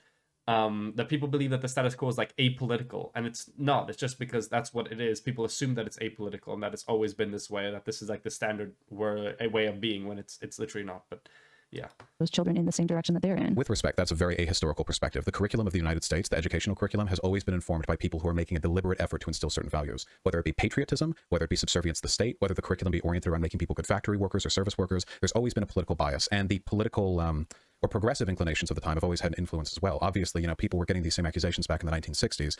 And likewise, you were getting a lot of this back in the 1920s as well with the suffragette movement, when there were political activists who also happened to work as educators. There was this renewed fear-mongering about them being, they're trying to indoctrinate young boys to be submissive to females, or whatever nonsense they would say back then. But do you not think there are some teachers who would go into teaching saying, my politics, it's not my place to put my politics on my students? Is that not an admirable way to go about teaching? Depends if your students don't know what your political... But I don't think it should matter about someone's politics. Well, but then you're just enforcing the politics of the status quo. Like, but Jesus, yeah, okay. This needs to be something that we hammer in things going up. The status quo is not apolitical, okay? That's just, yeah. Regardless of left or right, you shouldn't be opposing those. Those aren't your children. Racial equality? It's not your place. Ooh. But that's not is that a political value? Absolutely. I can't. A political position. Yeah, 100%. See, this is the problem that I have. She doesn't think racial equality is a political value, dude? I can't, bro. There's no way. There's no way. Okay, this is good. That's good. Good that Vaush gave a specific example like that, so that we could be clear, because I was picking up on it before, but now we really have it, like, so clear, like... Oh, fuck. You claim you don't like politics and X or Y, but you only label politics the current zeitgeist, the current culture or discourse, and everything prior to that, all the battles that have been fought and won in centuries past. There you go. Good job, Vaush. That's not true. Racial equality they literally had to send the National Guard in to protect the Little Rock Nine when they were being integrated in, what was it, Alabama? This was just 2 generations ago. We are not far off from the idea of racial equality being taught in class being a legitimately politically subversive idea. I feel we should have another discussion about the topic of race, because that's a whole other thing, and we are... No, but it's not a topic about race. It's race employed as an example to demonstrate that these things are political values. Right, I appreciate you with your perspectives, and there's so much more I think that we could obviously talk about, but do you want to share any final thoughts with my audience before? Oh my god, it's only okay. This is the second time it's happened where it's been super clear. Vaush gets her on something really dumb, and then after that's like, oh, we gotta go, guys. Sorry, do we have anything else? But yeah, we say goodbye. Yeah, I guess yeah. To cap off that point, I guess I just want to say that, like, where we invest our energy is very important, and as any person interested in sort of scientific and rational consistency, would adhere to, you need to follow where the data goes. And right now, the data of there being some grooming epidemic in schools, well, hold on, that's actually a problem, but it has nothing to do with woke anything. That's just a problem with teachers. The two big places where child grooming happens is in the home and in the church, but Republicans want to focus on the school and coincidentally only on the Do you think it's happening in the school at all? Would you acknowledge it's happening at all? Of course, but actually child sexual predation has been going down over time as wokeness levels rise. I just don't think there's a correlation. Yes. I don't think that I need to see that there's study. A correlation. In terms of sexual... I think you meant to say causation there, maybe. Predation over time. Oh yeah, it used to be way more common. With wokeness? Well, I can tell if you're being facetious. I just mean that progressivism, we've only gotten more progressive with time on social issues here in the States, but the amount of child predation that's been recorded has been going down ever since we started tracking stuff like that. And I think the mid 20th century, the reported instances of child abuse have gone down and down and down, in large part because our society is more integrated with the internet. People have easier access to info that can let them know if abuse is taking place. Stuff like Me Too, it sounds silly, but it does actually get people sort of invested in the mindset that they should report if abuse is happening, and that's good. The less child abuse is happening, the better, But I strongly disagree with this cynical weaponization of the term grooming. Grooming is a serious thing to do, and it's being applied to teachers who are it's no different from Nazis. But go ahead, I don't want to cut you off. Go ahead. Well, if they were calling all these teachers Nazis, I would disagree with that too. But there are people getting called groomer. Some teacher lost his job because he said, to any trans kids who were rejected by your parents, I love you. The idea of a teacher saying, I love my students. I think he said, I'm your parent now, right? Isn't that the same guy? Oh, yeah. The idea that that's appropriate. I don't think there's anything remotely inappropriate. Do you understand? Could you see why parents might be uncomfortable with that? I don't care. This is one specific case. So I'm saying more broad. This is one case we're talking about, but I think is indicative of something larger that's happening. This video is it's hey, by the way, if you're trans and your parents don't like you or are bigoted towards you or have disowned you or whatever because you're trans, hey, I'm your parent now. Okay, I'll fucking take care of you or whatever. I'll try to give you that whatever affection that your parents didn't do it or whatever. It's kind of like when people on people at LGBT pride rallies. I know I saw an article just the other day of there was some guy who's a dad who's like free dad hugs or whatever. He stands there at the at the LGBT pride march and he's there to be to give fatherly hugs to people who have non-approving fathers, basically. It's that type of principle, right? It's just basically hey, your parents are fucking not being nice to you, they're not taking care of you, they're not giving you the love that you deserve, as a kid or as a child or whatever, then this is what you I'll comfort of the parents is not a determining factor in the validity of an educational protocol. If we defer to that, then we'd have Christian fundamentalists suing every school district in America every time evolution is brought up. I mean, we've been down this road, right? Parents have a right to determine the education of their children when they're at home. When they're at a public school, it is up to the institution of the public school. And I think that's a fair and fine thing because, regardless of, how many TikToks of woke teachers or whatever, for the most part, public education, it does a consistent. I can't say good because American education sucks. So I keep trying to say good, but it's not. It does a bad, but nonetheless consistent job of instilling very certain educational premises. The idea that everyone's walking out of public education being some sort of woke bot is not true. If you actually care about your students, or your kids being woke, you want to get them off the internet. The internet is full of access points to very progressive spaces. You could just isolate them and homeschool them, I guess. But the world is getting more progressive. I think this is a good thing that should be celebrated. Even if it leads sometimes to cringy teachers doing TikTok dances while talking about how they're teaching their second grade students how the gender binary is fake. Okay, do I think that's appropriate for second graders? Why is the background flickering? Isn't this just a still image, or how? I don't know if inappropriate is the word I use. More stupid. I just don't know if there's a point. For me, it should be if you're talking with kids, it's oh yeah, sometimes people are straight, sometimes they're not. Oh yeah, sometimes people are they're born as boys, they stay boys. Sometimes they stay girls. But that's a problem because it's teaching kids now. We see the lawsuits that are happening, right? Where there are girls who are transitioning behind their parents' back. The parents don't know, and in some cases, these kids are attempting suicide, and the parents were completely kept out of the equation. So that to me is where my concern is coming from. What does that have to do? Who's being sued there? The school boards are being sued. What do they do? The kids are transitioning. The teachers were withheld the information from the parents, and in some cases, this is where to me the grooming aspect comes in. They were the ones coaching the kids to take on these identities. Anyway, if you want to come back on another time, I'll have you back on. Sure. Yeah. I'm sorry. We keep running over. My apologies. I just have to ask though. Last thing. I swear to God. Would you say the same thing if a kid disclosed they were gay, they had homophobic parents, and they told a teacher hey, I think I'm gay, but I can't tell my parents because my parents would beat the shit out of me, and the teacher's oh, that's okay, you live your life, and then later that kid attempted suicide because of social pressure, and the school district got sued by the parents. Do you think that'd be a legit lawsuit? Is that grooming or is that just? So I've thought about that, and I think in that case, the teacher who's being told that the child is in an abusive situation should report that to the authorities. I don't think it should be the teachers. I don't think it's appropriate for the teacher to be the one keeping secrets. But she said before that she doesn't deem not accepting of trans people to be abusive. So she's kind of stuck in her own thing here. But yeah, from with the child in any or having a special relationship with the child, that to me is a huge red flag. Whether or not someone has the intention of it being a sexual relationship, it could become a step down that way, or it could maybe not. But I just don't think it's appropriate for people in positions of power to be having secrets with children. Do you agree? Well, grooming specifically carries like a sexual exploitation context, right? It doesn't make, this would be like saying like all teaching is, yeah, this would be like saying like all teaching is grooming, because while you're instructing a kid about something and then that you may later down the road try to sexually exploit something from that kid. Like this is such a pointless definition of grooming. This is just trying to like really shoehorn the word grooming into what you're talking about. Someone has the intention of it being with the child in any, I think it should be the teachers. I don't think it's appropriate for the teacher to be the one keeping secrets from with the child in any or having a special relationship with the child. That to me is a huge red flag. Whether or not someone has the intention of it being a sexual relationship, it could become a step down that way, or it could maybe not. But I just don't think it's appropriate for people in positions of power to be having secrets with children. Do you agree? Well, not really. I mean, when I was in school, you know, I didn't even know I was gay back then, but like good teachers can be like another like calming authority figure in your life. You spend a whole year with them when you're young, and if there's like advice they have, you know, don't get me wrong, the secret relationship is kind of a loaded term. Like we're talking a wide range here. If a kid discloses something, you know, if there's no avenue to report to the police abuse, I mean, if you report it to the police, then what? Like they show up at the house and it gets made public and the kid gets beaten within an inch of their life after. I mean, obviously, generally, parents should encourage conversation with the parents. That is like undoubtable. Ideally, you always want to have a three-way conversation between teacher, whatever, doctor, whatever, and kid and parent, right?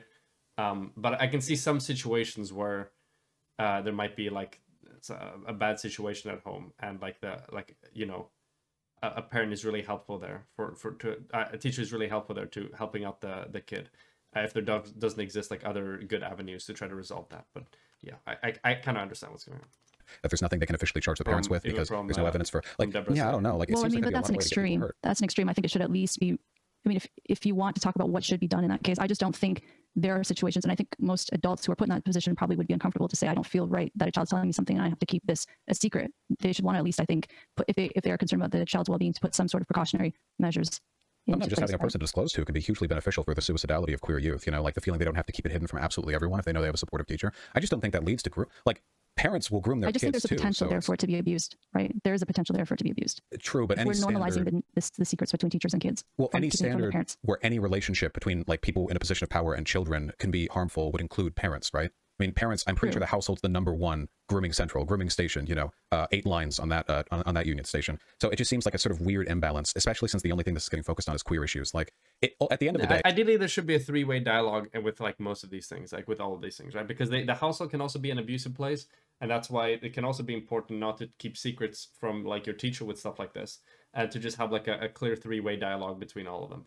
And ideally, we should have, like, a legal framework where... hey, if you have like one part of this triangle that's being fucking weird, there's some legal action that can step in there and help resolve that. And you shouldn't have to have a situation where, you know, you might have to keep something from that third part because there isn't any other avenue. So I agree with what Deborah's saying there, right? Ideally, teachers shouldn't be keeping secrets from parents. Teachers and kids should not be keeping secrets from parents. Ideally, also, parents and kids shouldn't be keeping secrets from teachers. Because they plug into like a whole other support net. And ideally, there should be a good, clear three-way dialogue. And in situations, like Debrah says, where there is like you know, some legal action to be taken because it's abuse or whatever, then that should be the course of action. It shouldn't be to kind of like keep it secret or whatever and hope that it blows over or gets passed. That's the best thing. Unfortunately, for some situations, there is no kind of external thing that can resolve the issues you have with one party there in that like three-way triangle. And you might have to keep some secrets, but yeah, fortunately, like hopefully that shouldn't be necessary, but in some instances it just is. Hey, look, if a kid is transitioning or like thinks they're a boy or a girl, you know, whatever, and they don't feel comfortable telling their parents, the abuser, as far as I'm concerned, is the parents. Any environment in which a child can't even voice concerns like that or like questions or interests with their parents, talk it out, is one in which, that, as far as I'm concerned, the child's already being abused. The teacher being disclosed to in that case is just probably a modicum of relief for the student that they don't have to hide everything from everyone.